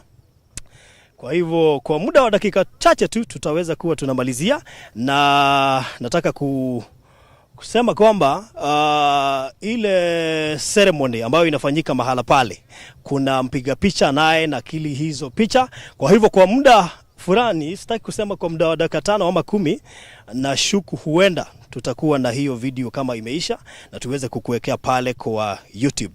So nafikiri tayari wanamalizia, wamemaliza kuomba na bishop sasa ako katika ile hali ya kuchimba. Najua mpiga picha anaweza kuonyesha picha vizuri akichimba, ikiwa ishara ya nyumba imeanza kujengwa. So najua unaweza kutazama vizuri.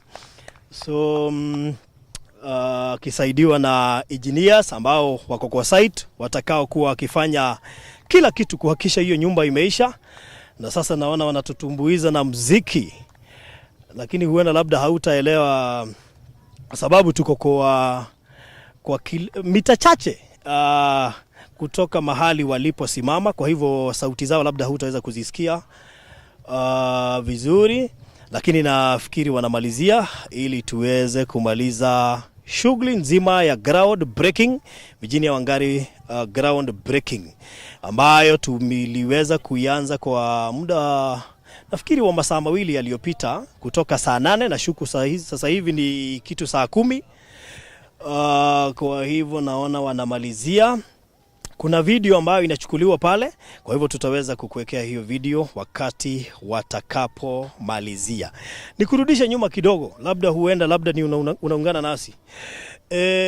Tulianza na introduce wale ambao waliweza kufika mahala hapa. Kumbuka tulisema hatutaki watu wengi, kwa sababu ilikuwa ceremony tu kidogo, haikuwa ceremony kubwa. Nafikiri wakati wa kufungua nyumba tutakuwa tumealika watu kote duniani kutoka Kenya na pia nje ya nchi, ili waweze kushuhudia vile Mungu anavyoweza kufanya. Lakini siku ya leo ilikuwa ibada kidogo tu. Kwa hivyo nafikiri is around 2 hours tumalizie. Kwa hivyo tumebakisha dakika chache sana ili tuweze kumalizia shughuli ya ground breaking ceremony. Tayari wamemaliza kuanoint, sasa wako katika ile hali ya kumsifu na kumwabudu Mungu, ikiwa njia moja ya kumwonyesha tu Mungu ama kumrudishia Mungu shukrani na ibada ya kuweza kumwimbia. So wow. Sasa wacha niweze kukaribia wapiga picha. So nafikiri una uwezo wa kunitazama vizuri sasa. So nafikiri una uwezo wa kunitazama vizuri.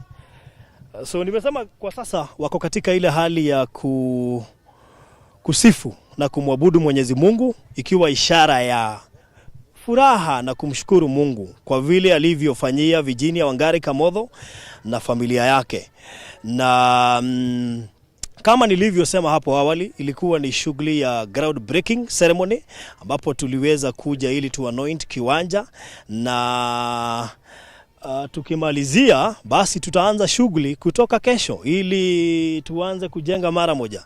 Kwa hivyo ikiwa uko hapo na ungetaka pia kuungana nasi katika shughuli ya kuweza kujenga hii nyumba, kuna mtu aliye na kitabu mahali tulipo. Ikiwa ungetaka kupeana bags kadhaa za cement, najua utatuambia hapo kwa live stream ili aweze kunakili kwa kitabu, na tutakapomaliza tutaweza kufuatilia. Kama uko hapo na labda una uwezo wa kutupea lori kadhaa za mawe, za mchanga, za ballast, zote unaweza tupatia, kwa sababu najua labda hauna pesa lakini una uwezo wa kuitisha lori kadhaa. Kwa hivyo ikiwa una nafasi hiyo, nafikiri nitapewa nambari za simu ili niweze kukupea hizo nambari hapa, na nafikiri pia mpiga ama producer wangu ataweza kukuwekea hapo, at least ndio uweze kutuma mchango wako. Labda uko hapo na uko na 200, 500, 1000, 2000, 5000, 10,000, na labda unaona labda ukituma 5000 ni kama ni kidogo. Wacha nikuambie kitu moja, kama dada yangu Alice alivyonena, alisema yeye alikuwa anachangia na shilingi 50. Kwa hivyo hakuna kiasi cha pesa ama cha fedha huwezi peana kwa katika hii shughuli ya kujenga. So nafikiri wamemaliza, wako katika ile hali ya kurejea mahali tulipokuwa tumesimama ili tuweze kumaliza, and I think everything now is much okay. So nafikiri sauti sasa imeanza kurejea, maana wamemaliza shughuli ya kuanoint kiwanja. So wanazidi kukaribia ndio tuweze kumalizia shughuli yetu siku ya leo. So nafikiri unaweza kutazama vizuri wanapokaribia ili tuweze kumalizia shughuli hii ya masaa mawili, na nafikiri pia producer ametumana wapatiwe kipasa sauti ili waweze ama kusikika wanapomsifu Mwenyezi Mungu.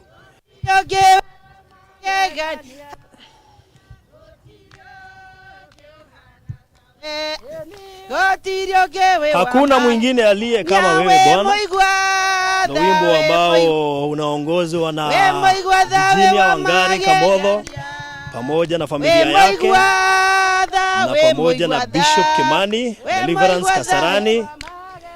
Tunashukuru Mungu kwa sababu ya siku ya leo. Mungu amefanya makubwa. So we thank God for everything.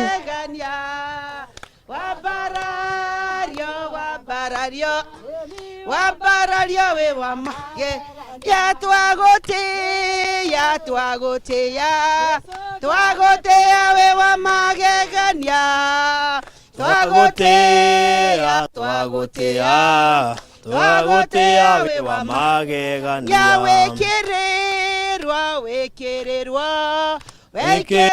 we wa magegania, haleluya, wekererwa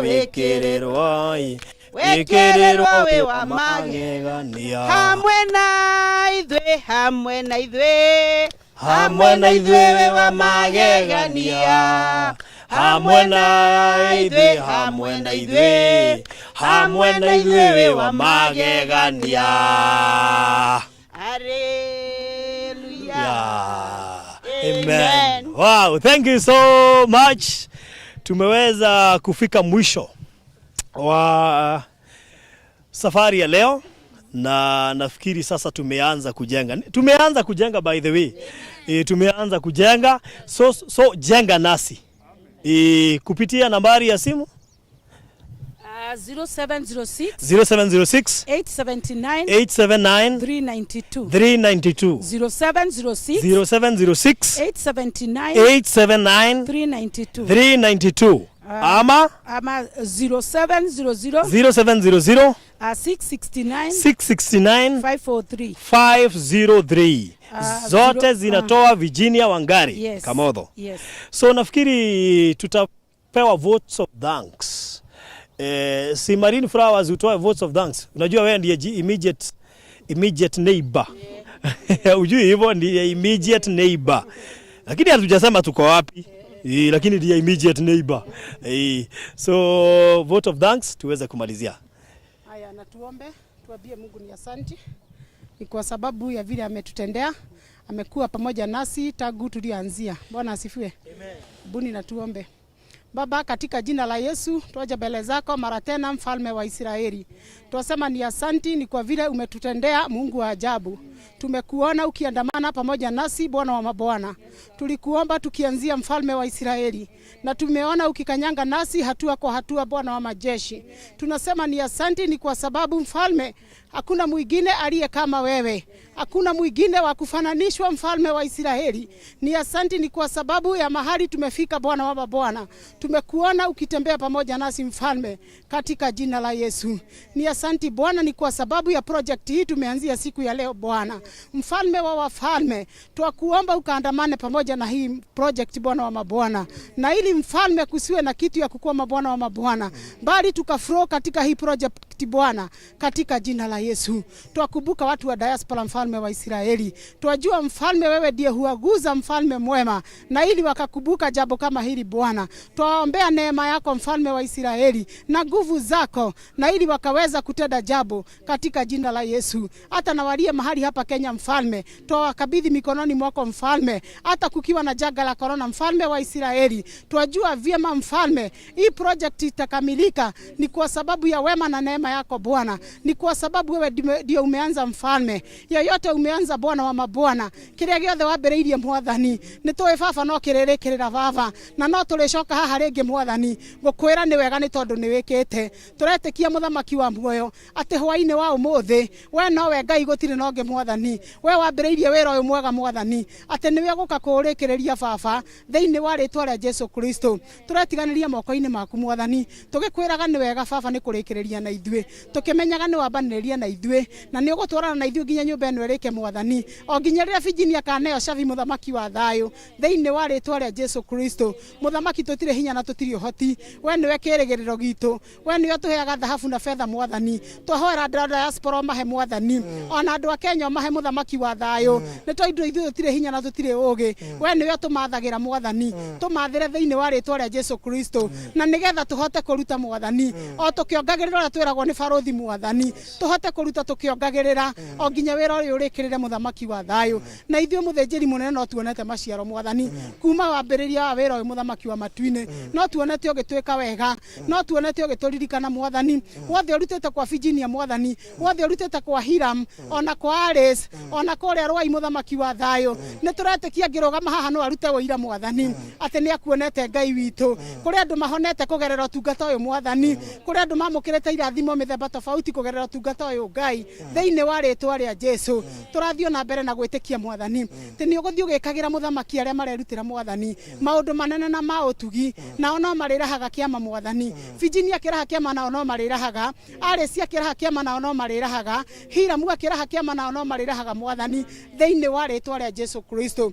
Twetiganĩria mũthamaki wa thayũ, eroreri othe a barũthi wa thayũ TV, twamakabidhi mikononi mwako, mfalme wa Israeli, na nĩgetha meke maũndũ manene, ona ma ũtugi, ona maingĩ na mega, thĩinĩ wa rĩĩtwa rĩa Jesũ Kristo. Nake barũthi no twamwĩtĩria rĩngĩ, mũthamaki wa thayũ, kĩrathimo gĩaku kĩrĩa gĩtaimagwo thutha nĩ kĩeha, ũtwaranaga hamwe nake, Mwathani, akiumagara na agĩcoka, Mwathani, mũririkanage hĩndĩ ciothe baba, mũkabage na thakame ya mũrũguo Jesũ ĩrĩa yaitĩkire mũtharaba-inĩ nĩ tondũ witũ, Mwathani, mũirigagĩre, Mwathani, ndakanage baba, ndakanahotwo thabarĩ-inĩ, no ĩndĩ ũmuongagĩrĩre hinya, Mwathani, ombũkage oro ta nderi, Mwathani, athiage na ndarĩnogaga, Mwathani, thĩinĩ wa rĩĩtwa rĩa Jesũ Kristo. Twamwĩtĩria hinya mwerũ, twetĩria mahĩndĩ make hinya mwerũ, Mwathani, thĩinĩ wa rĩĩtwa rĩa Jesũ Kristo. Twetĩria ngoro yake hinya mwerũ, Mwathani, thĩinĩ wa rĩĩtwa rĩa Jesũ Kristo. Nĩ tũramwĩta mũthamaki wa thayũ, na nĩgetha ũririkane barũthi wa thayũ, Mwathani, thĩinĩ wa rĩĩtwa rĩa Jesũ Kristo, nĩ tondũ wa ũtungata mũnene ũrĩa wĩkĩrĩte thĩinĩ wake, Mwathani,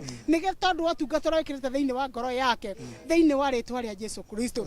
Ekĩte maũndũ manene magatũgegia, Mwathani, nĩkĩo tũragũthaitha mũno, mũthamaki wa muoyo, ũmũririkane hamwe na nyũmba yake, ona bamĩrĩ yao, Mwathani, thĩinĩ wa rĩĩtwa rĩa Jesũ Kristo, kũhĩtũkĩra ũtungata ũyũ, Ngai, thĩinĩ wa rĩĩtwa rĩa Jesũ.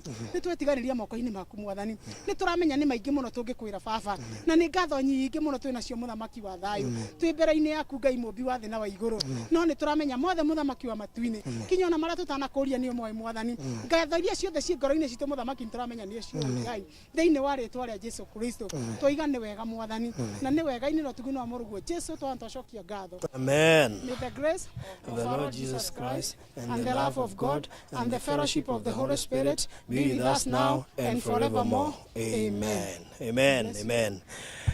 Thank you so much. Tumefika kikomo cha ibada ya siku ya leo, ground breaking day ya Virginia plot, na naambiwa tumemachi leo. Sikujua hii kala inakaribiana na hiyo.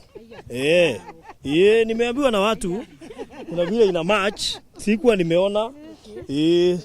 So tunashukuru Mungu na tunataka kushukuru Emmaus Property kwa sababu ya kushikana nasi kwa hii safari ndefu tunayoianza siku ya leo.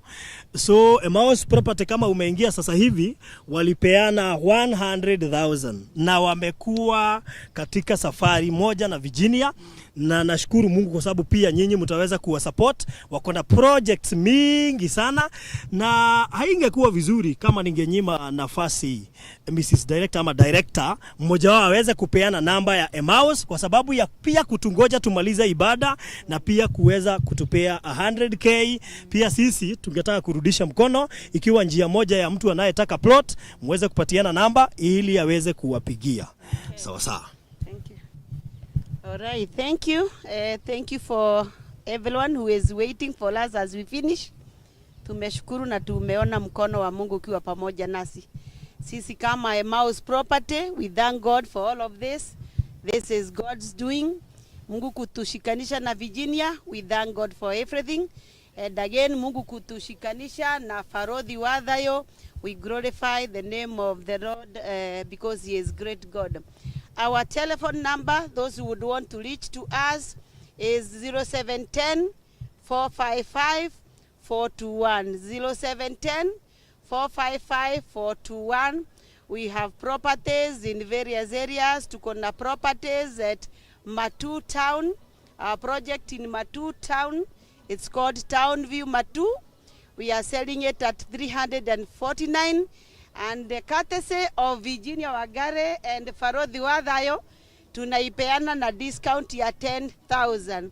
So those who would book with the Farodhi Wadhayo or Virginia Wangari TV, instead of 349, they will get it with 339. Rest 10,000. Wow. We have another project at Makutano. Makutano from the way from Kenothika. You go your way, Nyeri Mwea. We also have a project there. It's called Prince View Makutano. Hata hiyo inaenda na 350. Courtesy of Farodhi Wadhayo na Virginia, you'll be paying 10,000 less. We also have Sagana Greens. Sagana Greens is in Sagana area. It's a nice project, buy and build. All our properties have titles. Finish within 3 months, you get your title. May God bless you. Amen. Amen. 0710 455 421 is our number. Our offices are at Jewel Complex near TLM. Jewel Complex near TLM, 4th floor. God bless you. God bless everyone. God bless you. Thank you. All right, sawa sawa. So tutafikisha hapo. Lakini ningetaka kutambua wale watu walikuwa wanatutazama. Ningetaka kutambua watu wawili watatu ili tuweze kumalizia. So ningetaka kutambua Riru Shago Moms Life.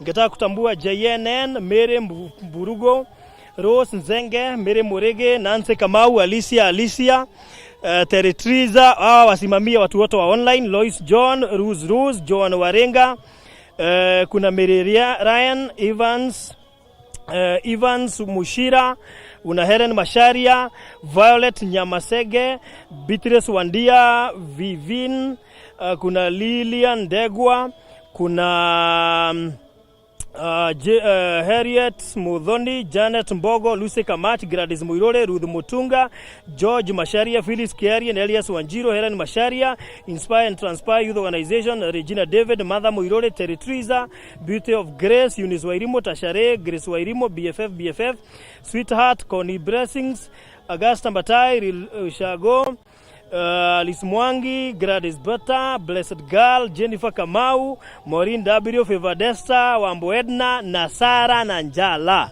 Siwacha hao wa represent hao wengine wote. Asanteni sana na mbarikiwe. So till next time, my name is Faro Thiwathayo. Kumagwa Faro Thiwathayo TV, mbarikiwe sana.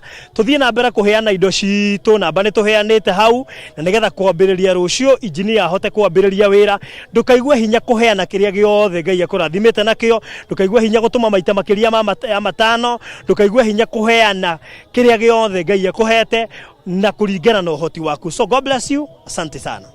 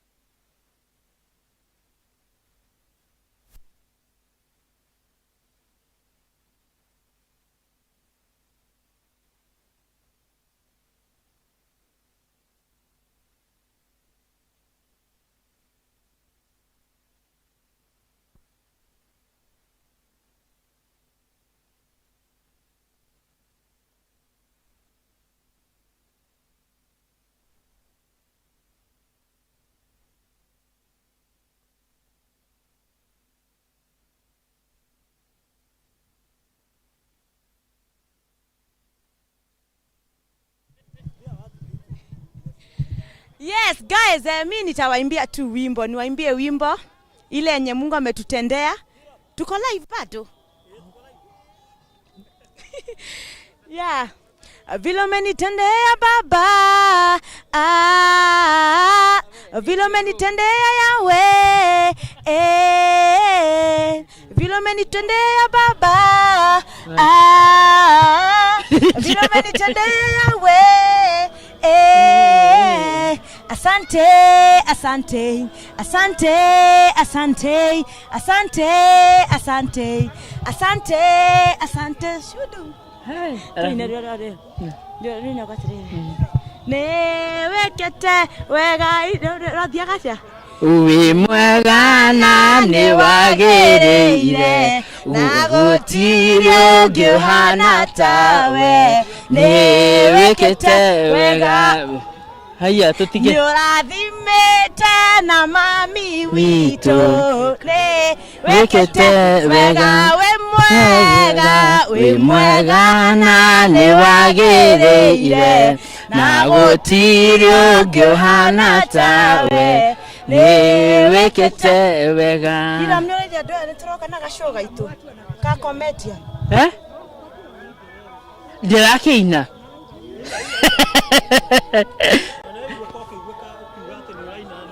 wira muina Gosai gaitowa Gosai Gosai madhani wa Veruera tena madia kago thira twabata na mwerewa Gosai gaitowa Gosai Gosai madhani wa veru madena madia kago thira twabata na mwerewa hamutheru nyara twikara homa ndakwa twaho marahira kura nareke nguire na nituguborega show mani tukwenda tushow by the way show itweroka na tondu riu nitwakaribia mam ndendaga na benjeke horo wa kambuni ndio niroka ndareke show ndenda tuke tuhingure ya kuchachisha station ya naharia niguo Isaka hana hata dikire andu Isaac ni mwega biũ ndarĩ na ũru hamwe na family yakwa turenderea wega tugacokeria Ngai ngatho ona gwikora haha tukira Ngai ni agĩrĩire tondũ kũrĩ mũthenya tutahanaga ũguo no ndeke no ni turagoca Ngai na tukamwira ni agĩrĩire wewe hau rĩngĩ ni ũranjĩ ndorera rĩngĩ urani urahetũke restoration ingĩ ta icio itikia ni kuri Ngai wa ihinda ringi tondu angikorwo muthi u ni Hiram na hagakorwo ati Hiram Ngai ni acenjeirwo muturire ni Ngai ngera Ngai ni thengio ni kunyambararia akanyambararia iguru ria ihiga ngerorera thingo mwena worio na wo muthiki momoka ni undu wa hinya wa ritwa ria Ngai reke ngwire na ngumiririe muthenya wa umuthi kumenwo ni mundu wa thi ti kwa kumenwo ni Ngai na reke ngwire Ngai ni akaga maundu manene magutuma thu ciaku iconoke na igagae tondu ni undu wa hinya wake reke ngwire muthenya wa umuthi we uritwo ni hinya nduketikire kurwo ni hinya ni tondu Ngai ni akaga maundu ma magegania rathimoi muno Ngai amurathime mwantu mwendete na mutikariganirwo go subscribe channel yakwa ta Nyawira wa Kamotho Lucy Nyawira Ministry of Hope ni muramenya ndena uhiki uroka ni ndiramerite hina ndohurira makofi haleluya twarekia na twarekia kiria twarekia gwaka riu ni bia riu cia gucangira tondu nie nyenda guthi honeymoon Paris no ni moy he Ministry of Hope ni twaragia na ni moy ni muronire ngithima nguo mumenye ni uhiki mutige kivyu sasa tirwebo tiki ni harusi ya Nyawira wa Kamotho harusi tunayo thank you ni twarikia live stream thank you muno ni gutumbiriria ni thank you muno mama mnarogodo okay nimesikia kuna harusi nimesikia harusi mimi sijabi these are behind the scenes guys sijabi about the harusi onaido tidehe mutongoria uga hau muthikiria hau atirathega kindu auga reke na mbenjere digatinio bishop ni auga atiriri Hiram bishop reke tugore bishop auga kwihindi mamutonire ta mugunda ugakorwo naguo no ni handikitwo Virginia Wangari ni ukugia mugunda riu onani hakwa ni handikitwo atiriri Nyawira ni agekira neti na Nyawira ni agathi honeymoon Paris kogwo re maroria kana ni rwimbo ri aria maroria kana ni kiria ri aca mama o ni mutangathi turarekia project njoke ndimuthiture nga na leo twakumenyeria na mthanga acha si prank by the ni marodia kana ni prank kana ni kile hiyo ni prank it is not all about prank tulishakuzoea tulikuzoea hizo ni visanga anywa kido ndiye acokeria nginya mata githuri ati ona ndure yanywa kido omothe momaki ne June 8 aria mo USA kwanyu ne June 7 aria mo Australia ne June 6 momaki omothe kila mundu uga ni prank mutashanga siku gani amen all right dauga terere wa mark leo June mwarage inyuothe ndigwe ko hitwaneti mama ni wanja kuga ndoro rare hero indo na bishop araugire uge hando muthuri ni na ndiragete wakwa ndamwire ikare behind the camera todo ndikwenda visanga cia haha na haria nie manjoe nderuse wiki okay baruthi reke turikie horo